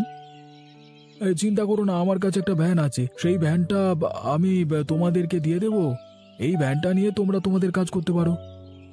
তাহলে তো খুব ভালোই হয় কাকা। তাহলে কিভাবে করবে কিছু ভেবেছো? দেখো কাকা, আমি গ্রামে কিছু করবার জন্য বাড়ি ছেড়েছি, আর বুড়িমা আমাকে থাকতে দিয়েছেন সেই অসময়ে। তাই ভাবলাম বুড়িমার হাতের কালাভুনা রান্না এত সুন্দর, সেই রান্না আমি শহরে নিয়ে গিয়ে বিক্রি করব। তাতে গ্রামের নাম হবে আর আমাদের অনেক টাকা পয়সা হবে। এখন তুমিও তোমার ভ্যানটা দিতে চাও, তাতে আমাদের কি যে উপকার হবে আর কিভাবে বলি তোমাকে। তোমার চিন্তা ভাবনা, তোমার বুদ্ধি, তোমার পরিকল্পনা আমার পছন্দ হয়েছে। তোমাদের সাথে আমি আছি। আমি বরং তাহলে তাড়াতাড়ি ওই কালা ভুনা রান্নাটা শেষ করে ফেলি। হ্যাঁ বুড়িমা, তুমি তাই করো। এখন থেকে ব্যবসার একটা নতুন দিক খুলে যাবে পলাশের হাত ধরে।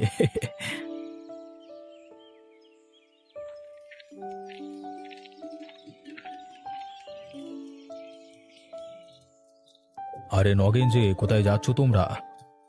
কর্তা বাবু, আমরা একটু শহরে যাচ্ছি। তা হঠাৎ করে তোমরা শহরে যাচ্ছ কেন? আগে তো কখনো যেতে না। আসলে ভাবলাম বউটা আমার গ্রামেই পড়ে আছে, যাই শহরে গিয়ে একটু ভালো মন্দ খাওয়া দাওয়া করে আসি, কিছু কাপড় জামা কিনে কেটে আসি। হ্যাঁ, সেই জন্যই তো আমরা শহরে যাচ্ছি। তা হঠাৎ করে এত পয়সা কি করে পেলে নগেন? আজকাল কাজ করেই বেশি বেশি পয়সা ঘরে নিয়ে আসছে। তা একদিনেই কি এত টাকা এসেছে নাকি? হ্যাঁ, সেদিন ওই একদিনেই তো নিয়ে এলো। আসলে আমি বলেছিলাম ঘরে সব জিনিসপত্র শেষ হয়ে গেছে। তা তুমি কেমন পুরুষ মানুষ যে বাইরে থেকে গিয়ে টাকা রোজগার করে আনতে পারো না? আর তাতেই নগেন টাকা নিয়ে এলো, তাই তো? হ্যাঁ, একদমই তাই। এই চলো চলো, আমাদের দেরি হয়ে যাচ্ছে, এরপরে গেলে বড় বড় খাবারের দোকান বন্ধ হয়ে যাবে, তখন আবার তোমাকে তোমার পছন্দের খাবার খাওয়াতে পারবো না। এখানের গ্রামে চাষাভুষো লোকেরা সেসবের মূল্য কি করে বুঝবে? থাকুক তারা গ্রামে, এবার থেকে আমরা এমন ভাবেই ভালো করে দিন কাটাবো। হ্যাঁ, তা ধর্মপথে টাকা রোজগার করে জীবন কাটাও, সেটাই তো সকলে চায়। ঠিক আছে বাবু, আমি আসি, আমাদের দেরি হয়ে যাচ্ছে। বেশ বেশ, যাও।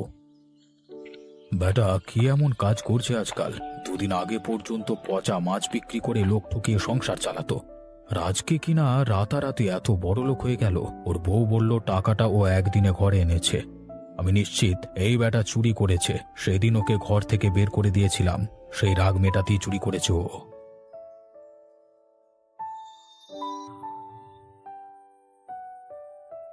ব্যবসা করতে তো এলাম, কিন্তু লোক ডাকতে পারছি না যে আমি, সেজন্য একটা লোকও আসছে না। দূর, কি যে করি আমি।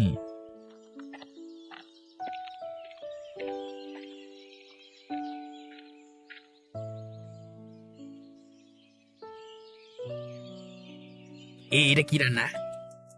এটা দেখে কিন্তু বেশ অন্যরকম মনে হচ্ছে। এটা হচ্ছে সুস্বাদু মাংসের কালাপোনা, মাটন কালাপোনা। একবার যদি খেয়ে দেখেন এর স্বাদ আর ভুলতে পারবেন না। দাও দেখি বেশি করে একটু। নীলিমা, তুমি প্রথমে খেয়ে দেখো। ওহ, এই যে প্রচন্ড কষ্ট হচ্ছে গো। পুরো মুখ যেন জ্বলে গেল। উরি বাবা, উরি বাবা রে বাবা, এত ঝাল! উরি বাবা, মরে গেলাম। কি এবার কি হবে? ক্ষমা করবেন, ক্ষমা করবেন।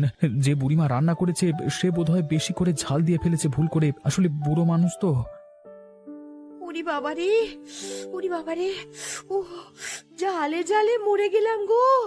ও জালে জালে মরে গেলাম। মরে গেলাম রে, মরে গেলাম রে, উরে বাবা।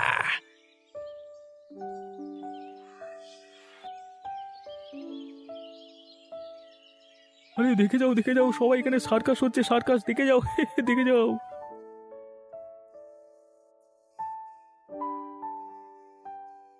আরে এই যে লোকটা, এই সার্কাসের রিং মাস্টার, এটাই।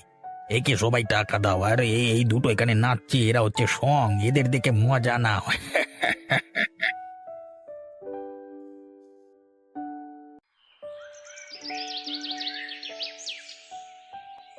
কি হলো বাবু, আপনাকে আজকে সকাল থেকে কেমন যেন দুঃখী লাগছে? কি হয়েছে আপনার? দুঃখ নয়, দুঃখ নয়। আমি একটা সিদ্ধান্ত নিতে চলেছি। সেই সিদ্ধান্তটা নিয়ে সংশয় আছি। ভাবছি সিদ্ধান্ত নেওয়াটা ঠিক হবে কিনা। কি সিদ্ধান্তের কথা বলছেন? আমাকে একটু বলা যেতে পারে? আসলে আমি ভাবছিলাম আমার এই যে এত অর্থ সম্পত্তি, বড় বাড়ি, সমস্ত কিছু ছেড়ে বিভাগী হয়ে যাব। আপনি কি বলছেন বাবু? এটা আবার কেমন ধরনের সিদ্ধান্ত? কেন, তোর কি সিদ্ধান্তটা পছন্দ হয়নি? একদমই না বাবু। আপনি যদি এসব জিনিস ছেড়ে দেন তাহলে আমাদের গ্রামের কত বড় ক্ষতি হবে আপনি বুঝতে পারছেন না। ক্ষতি হয়ে যাবে বলছিস? তা কি ধরনের ক্ষতি হবে? বাবু, আপনি যে আমাদের গ্রামের জন্য এত কিছু করছেন, সবকিছু নষ্ট হয়ে যাবে। কেন, তোরা তো আছিস, তোরা এসব দেখভাল করবি, তোদের যা মন চায় তাই করবি। না বাবু, আপনি হলেন এই গ্রামের কর্তা। আপনার সিদ্ধান্ত নেওয়ার ক্ষমতা আছে। আপনার সিদ্ধান্ত অনুযায়ী আমরা সকলে কাজ করি। আপনার মতো সিদ্ধান্ত আমরা কেউ নিতে পারবো বলে তো মনে হয় না। সেটা বললে তো হয় না, তোদের কাউকে তো দায়িত্ব নিতে হবে। দায়িত্ব তো নিচ্ছি বাবু, কিন্তু মাথার উপরে একজন বড় কর্তা থাকা উচিত। আপনি হলেন আমাদের বড় কর্তা। আপনি এসব উল্টোপাল্টা চিন্তা মাথায় আনবেন না তো বাবু। আসলে কি জানিস তো, ছোটবেলা থেকেই এই অর্থ সম্পত্তির মাঝে বড় হয়েছি। মাঝে মাঝে আমারও দেখতে মন চায় গরিব মানুষেরা কি করে তাদের জীবন যাপন করে। আপনি গরিব মানুষ কোথায় পাবেন আমাদের গ্রামে? আপনি কি আমাদের গ্রামের কাউকে গরিব থাকতে দিয়েছেন? প্রত্যেকেই এই গ্রামে খুব আনন্দে থাকে। প্রত্যেকেই নিজের সংসার খুব ভালোভাবে চালাচ্ছে। তাই? তাহলে তো খুবই ভালো। তাহলে তুই কি বলতে চাইছিস, আমি কি আমার এই বাড়ি ছেড়ে যাব না, বিভাগী হব না? একদমই না বাবু। আপনার যা ইচ্ছা আপনি আমাকে বলবেন। আপনার সব ইচ্ছা আমি পূরণ করে দেব।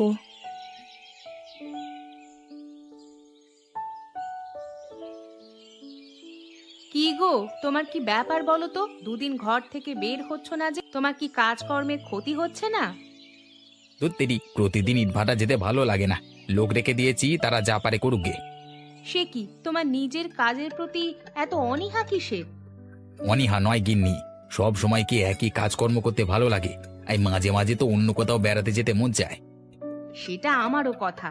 আমারও মনে হয় মাঝে মাঝে কোথাও বেড়াতে যাই, কিন্তু কোথায় যাব তা খুঁজে পাই না।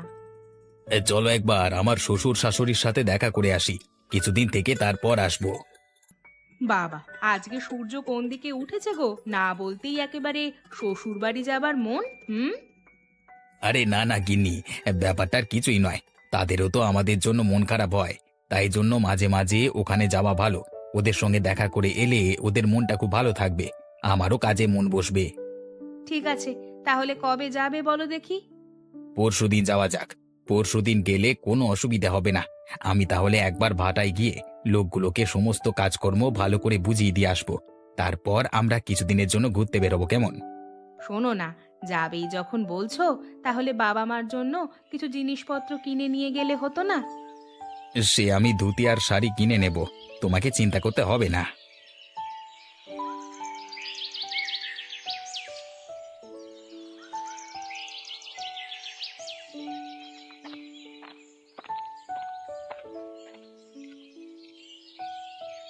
আরে নিখিল, বলো তোমার কি খবর? সবকিছু ঠিকঠাক আছে তো? সবকিছু ঠিক কি করে বলি বলুন তো, একটা সমস্যায় পড়ে গেছি। এই সমস্যা থেকে কিছুতেই উদ্ধার পেতে পারছি না। কি সমস্যার কথা বলছো? বাবু, এবছর শীতকাল আসবে বলে আমি কিছু গাজর আর টমেটো চাষ করেছিলাম আমার জমিতে, মানে যে জমিটা আপনি আমাকে চাষ করবার জন্য দিয়েছিলেন। এ তো ভালো কথা।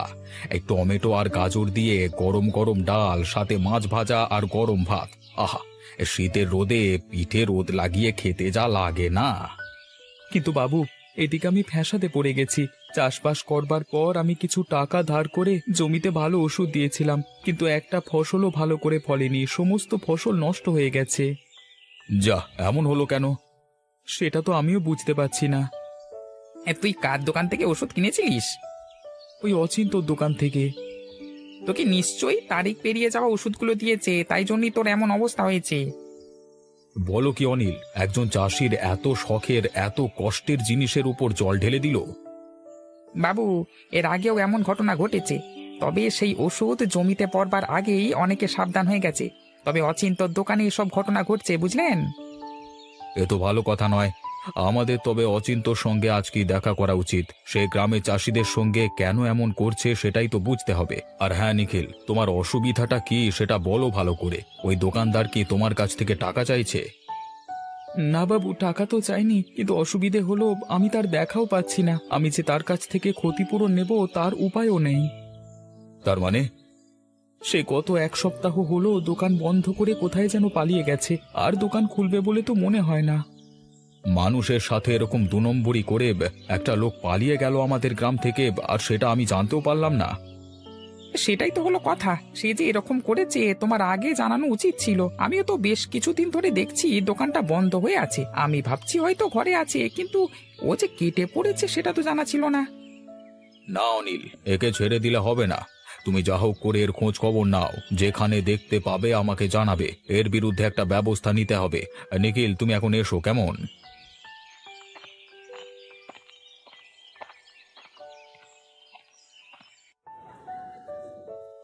আরে খেয়ে যান, একদম সুস্বাদু টক ঝাল নোনতা ফুচকা খেয়ে যান। একদম দারুণ খেতে ফুচকা, একবার ফুরিয়ে গেলে আর পাবেন না। তাড়াতাড়ি খেয়ে যান, সঙ্গে তেঁতুল জল ফ্রি। যত পারবেন ফুচকা খান, টাকায় মাত্র 2। খেয়ে যান, ফুচকা খেয়ে যান। এই তো, এইভাবে ছদ্মবেশে থেকে আমার এই ব্যবসাটাকে ধীরে ধীরে চালিয়ে নিয়ে যেতে হবে। ওষুধের দোকানের নামটা এতদিন খারাপ হয়ে গেছিল। যে কোনো সময় অবিনাশ বাবুর কাছে আমার নামে নালিশ গেলে আমার গর্দান নিত। ঠিক সময় কেটে পড়ে ভালোই করেছি। আরে চলো চলো গিন্নি, এখন অনেকটা পথ যেতে হবে, খিদেটাও লেগেছে বেশ। খিদে কি তোমার একারই পেয়েছে নাকি? আমারও তো পেয়েছে। তুমি আমাকে তাড়া দিও না তো, এই বলে দিলাম। আমাকে ধীরে ধীরে যেতে দাও। আরে দিদিমণি, দাদাবাবু, খেয়ে যান, তাড়াতাড়ি খেয়ে যান, ফুচকা খেয়ে যান। দেখো, ওখানে একজন ফুচকা বিক্রি করছে। চলো না, আমরা গিয়ে ফুচকা খেয়ে আসি। তুমি খেয়ে পেয়েছো নাকি? এই খালি পেটে কেউ ফুচকা খায়? কিচ্ছু হবে না, আমি বুড়ো বেলায় কত ফুচকা খেয়েছি। চলো না গো। আচ্ছা চলো চলো, তোমাকে খাইয়ে আনি। আমি কিন্তু খাবো না, আমাকে জোর করবে না। আচ্ছা বাবা, করবো না, তুমি চলো। আসুন আসুন দাদাবাবু, দিদি ভাই, আসুন আসুন। বলুন আপনাকে ক টাকার ফুচকা দেব? টাকায় কটা করে দিচ্ছেন? টাকায় 2 পিস। একটু কম হয়ে যাচ্ছে না? কি করব দাদাবাবু, জিনিসপত্রের বাজারে যা দাম, ফুচকা তৈরি করতে অনেক টাকা খরচ হয়ে যায়। তাই জন্যই তো দাম করে রেখেছি। আচ্ছা আচ্ছা, অত দাম দর করতে হবে না, তুমি আমাকে এখন দিয়ে দাও। দিদিমণি আর অপেক্ষা করতে পারছে না দাদাবাবু, আমি বরং ওনাকেই দিয়ে দিই, কেমন? কি গো, কি রান্না করব বলো? এভাবে বসে থাকলে হবে? যা করবে করো, আমি কিছু বলতে পারছি না। অনিল কোথায় গেল? তাকে তো দেখতে পাচ্ছি না। তাকে একটু কাজে পাঠিয়েছি, অনেকক্ষণ গেছে, দেখা যাক কখন ফিরে আসে। অনিল আমাকে বলছিল তুমি নাকি বলেছো সমস্ত কিছু ছেড়ে বিবাগী হয়ে যাবে। হঠাৎ এ কথা কেন মনে হলো? আরে আমি মাঝে মাঝে আর কি করি। আসলে কি জানো তো, অনেক সময় বিভাগী হলে অনেক কথা জানা যায়। কার মনে যে কি আছে, কে কি কাজ করছে সেটাও জানা যায়। এই দেখো না, যেমন বাবু, বাবু আমি চলে এসেছি বাবু। আরে অনিল, এসো এসো। তা বলো, কি খবর পেলে? হ্যাঁ, সে দোকানও যেমন ছেড়েছে, ঘরও ছেড়ে দিয়েছে। আশেপাশের লোক কিছু বলতে পারলো না কোথায় গেছে। তার মানে এই যাত্রায় শাস্তির হাত থেকে ও বেঁচে গেল, তাই তো? সেরকমই তো মনে হচ্ছে বাবু। কি হয়েছে বলো তো? আর বলবেন না গিন্নিমা, অচিন্ত বলে একটা লোক ভেজাল ওষুধ বিক্রি করতে গিয়ে ধরা পড়েছে। অনেকের জমিতে ফসল নষ্ট হয়ে গেছে, তো সেই লোককে এখন আর খুঁজে পাওয়া যাচ্ছে না। এই গ্রামে এখনো এরকম বদমাইশি লোক আছে? বাবুন, বাবু থাকতেই এরকম বদমাইশি করছে। বাবু আবার বলছিলেন নাকি সবকিছু ছেড়ে বিবাগী হয়ে যাবেন। তাহলে বাবুর অনুপস্থিতিতে কি কাণ্ডটাই ঘটাতো, বুঝতে পারছেন? ওর মাথায় যে মাঝে মাঝে এরকম চিন্তা করতে কে আসে সেটাই তো বুঝতে পারি না।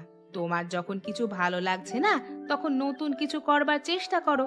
গ্রামের উন্নয়নের জন্য তো আরো অনেক কিছু করা যায়, সেসবের ব্যবস্থা করো। গ্রামের অনেক বাড়িতে এখনো পর্যন্ত খাবার জল ঠিক মতো পৌঁছায়নি, সে খবর কি তোমার কানে যায় না? না গিন্নি, না, আসলে আমি একটু বিশ্রাম নিতে চাইছিলাম। কোনো বিশ্রাম নেই। ওপরওয়ালা তোমাকে মানুষের ভালো করবার জন্য পাঠিয়েছেন, আর তুমি ভালো করবে এটাও জানি। আমি আর কোনোদিন যদি এরকম কথা শুনেছি, তাহলে দেখবে খুব খারাপ হয়ে যাবে।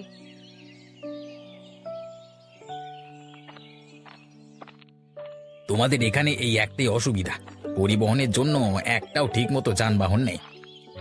চলো চলো, এইটুকু তো পথ, পায়ে হেঁটে গেলে এমন কোনো অসুবিধা হবে না। খিদে পেয়ে গেছে কিনা, তাই জন্যই তো অসুবিধা হচ্ছে। কিন্তু আমি তো বেশ পেট ভরে ফুচকা। বাপ রে বাপ, হঠাৎ করে পেটে ব্যথা করতে শুরু করলো কেন? কি লাগছে? মনে হচ্ছে পেটের ভিতর কিসে যেন কামড়াচ্ছে। আরে আরে, কি হলো গিন্নি, হঠাৎ পেটে লাগছে কেন তোমার? বুঝতে পারছি না গো, প্রচন্ড লাগছে। মনে হচ্ছে আমি আর হাঁটতে পারবো না।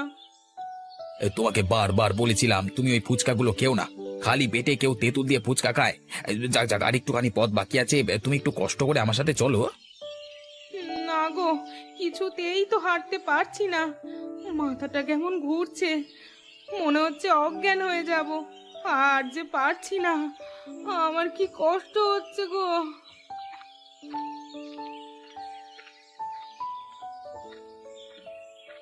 আরে জামাই বাবু, দিদি ভাই, হ্যাঁ আপনারা আপনারা কখন এলেন? এই তো আসছি, কিন্তু দেখো না, তোমার দিদি ভাইয়ের শরীরটা হঠাৎ করে খারাপ করে গেছে। এখন কি করা যায় বলো তো? সে কি, শরীর খারাপ লাগছে? আরে চলুন চলুন, একটুখানি পথ বাকি আছে, বাড়িতে চলুন, তারপর আমি না হয় ডাক্তার ডেকে নিয়ে আসছি। হ্যাঁ হ্যাঁ গিন্নি, একটু কষ্ট করে চলো, তারপর একটা ব্যবস্থা করছি আমরা।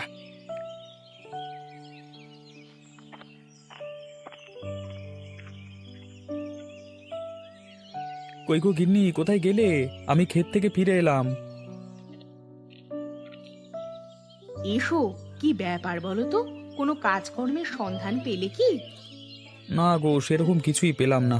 আসলে আমি মন থেকে মেনে নিতে পারছি না যে আমার কৃষি জমি নষ্ট হয়ে গেছে। তুমি বুদ্ধিহীনতার কাজ করছো। তুমি যখন কারো দোকান থেকে ওষুধ কিনে আনছো, তাহলে সেটা দেখে নেওয়া দরকার ছিল। ভুল যে আমি করেছি সেটা আমি বুঝতে পারছি গিন্নি, কিন্তু আমাকে যে আজকে এই দিন দেখতে হবে সেটা আমি কল্পনাও করতে পারছি না। ওসব কথা বাদ দাও, ঘরে এসো, কিছু খেয়ে নেবে।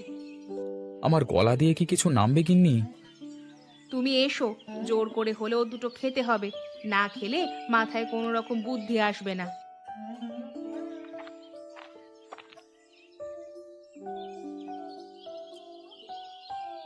একটা কথা তোমাকে জিজ্ঞাসা করছি, মন থেকে বলবে কিন্তু। তুমি কি লোকের কাজ করতে কোনোভাবে ইচ্ছুক নও?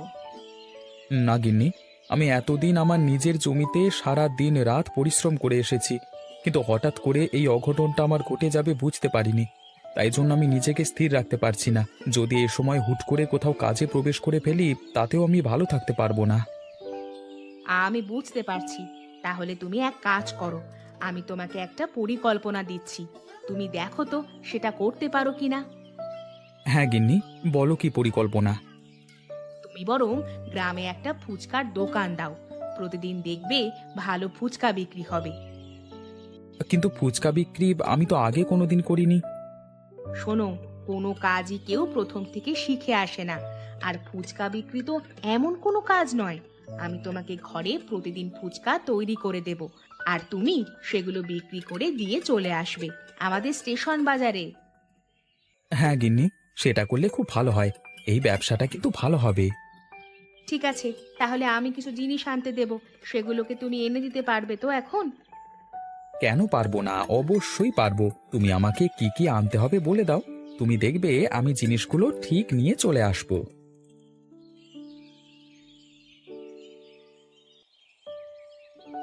কি বুঝছেন ডাক্তারবাবু, কি হয়েছে আমার মেয়েটার? ওর কি কোনো অসুখ হলো? মেয়েটা কি খেয়েছিল বলুন তো? কিছুই তো খায়নি। এখানে আসতে আসতেই তো পথে এরকম অবস্থা হয়েছিল। এখন কি করব বলুন তো?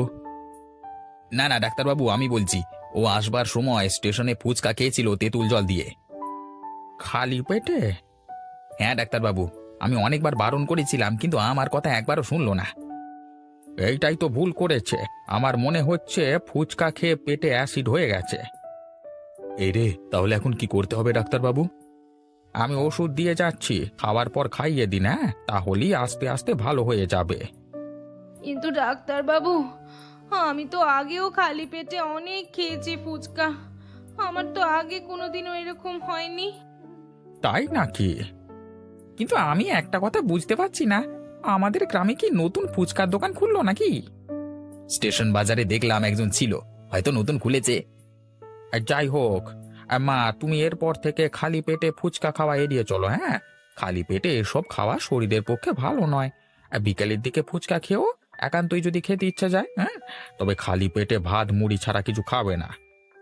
ভালো করে শুনে নে ডাক্তার বাবু কি বললো। ঠিক আছে অবিনাশ বাবু, আমি তবে এখন চললাম, কেমন?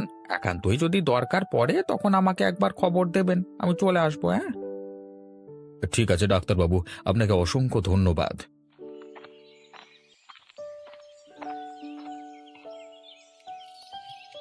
এই যে গিন্নি, তুমি যে যে জিনিসপত্র আমাকে আনতে বলেছিলে সমস্ত জিনিসপত্র আমি নিয়ে চলে এসেছি। এবার তুমি ভালো করে ফুচকাটা তৈরি করো দেখি। শোনো, শুধু এই জিনিসগুলো আনলেই হবে না, তুমি তেঁতুলের ব্যবস্থা করো।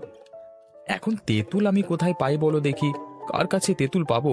তেঁতুল ছাড়া কি ফুচকা খাওয়া যাবে না? ফুচকার আসল মজা তেঁতুল জলে।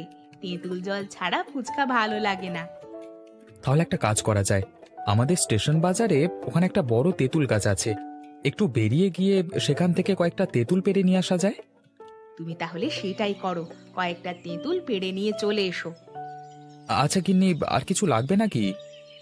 আর কিছু লাগলে তোমাকে বলে দেব, তুমি আপাতত তেঁতুল পেড়ে নিয়ে চলে এসো।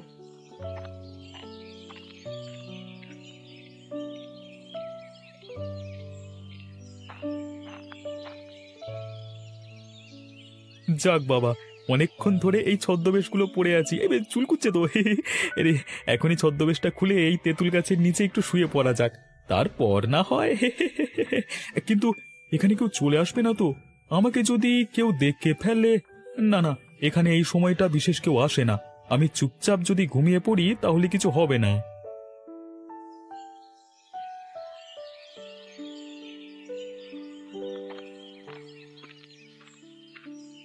দুপুরবেলায় তেঁতুল গাছের কাছে কেউ থাকবে বলে তো মনে হচ্ছে না। দু চারটে টবাটপ পেরে নিয়ে চলে আসি। আরে, ওখানে কেউ শুয়ে আছে বলে মনে হচ্ছে, কিন্তু কে শুয়ে আছে? লোকটাকে একটু চেনা চেনা মনে হচ্ছে, একটু কাছে গিয়ে দেখি তো।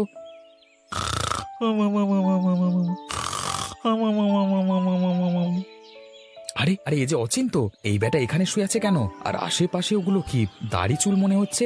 ও, তার মানে এই বেটা ছদ্মবেশ ধারণ করে এখানেই কোথাও লুকিয়ে আছে। না না, আমি অবিনাশ বাবুর কাছে যাই, তাড়াতাড়ি গিয়ে ডেকে নিয়ে আসি তাকে। তারপর অবিনাশ বাবু, অবিনাশ বাবু ভেতরে আছেন? তাড়াতাড়ি একবার বেরিয়ে আসুন বাবু। আরে আরে, কি হলো নিখিল, তুমি এইভাবে হাঁপাচ্ছ কেন? কোথাও কিছু হয়েছে নাকি? কারোর কোনো বিপদ হলো? বাবু, বাবু অচিন্তকে পেয়ে গেছি বাবু, আপনি তাড়াতাড়ি আমার সাথে চলুন। পেয়েছো? কোথায় পেলে তাকে? বাবু, ও ছদ্মবেশ ধারণ করে ওখানে লুকিয়ে আছে। আমি তাকে ওই তেঁতুল গাছের তলায় ঘুমিয়ে থাকতে দেখলাম। আপনি তাড়াতাড়ি চলুন, না হলে হাতছাড়া হয়ে যাবে। হ্যাঁ হ্যাঁ, চলো চলো, বেটাকে একবার সায়স্তা না করলে হবে না। বাবা নরেন, তুমি যাবে নাকি? হ্যাঁ চলুন, আমিও যাই। ব্যাপারটা তো আমি কিছুই বুঝতে পারছি না, তবে বুঝতে পারছি একটা কিছু গোলমাল পেকেছে। চলুন চলুন, যাওয়া যাক।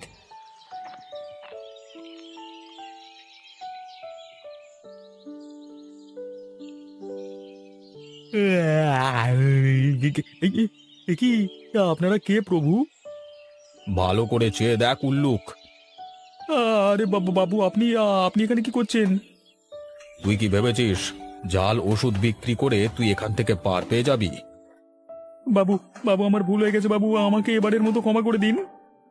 তুই ছদ্মবেশ ধারণ করে কি করছিলিস বল? আমার হাত থেকে বাঁচবার ধান্দা, তাই না? না বাবু, আমি আসলে ভালো কাজ করতে চাইছিলাম। মানে এই ছদ্মবেশ ধারণ করে আমি ফুচকা বিক্রি করতে শুরু করেছিলাম।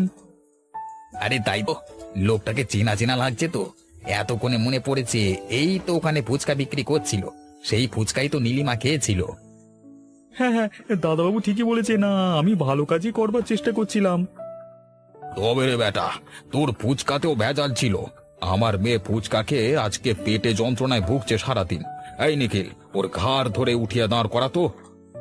ওঠ বেটা ওঠ, তোর জন্য আমার ফসলি ক্ষেত নষ্ট হয়ে গেল বেটার ছেলে। সত্যি করে বল, কিসে ভেজাল ছিল, ফুচকাতে নাকি অন্য কিছুতে? না হলে আমার মেয়ের খেয়ে শরীর খারাপ হয়ে গেল কেন? কিছুই ছিল না, বিশ্বাস করুন, কিছুই ছিল না। সত্যি করে বল, না হলে কিন্তু তোর কপালে দুর্গতি আছে।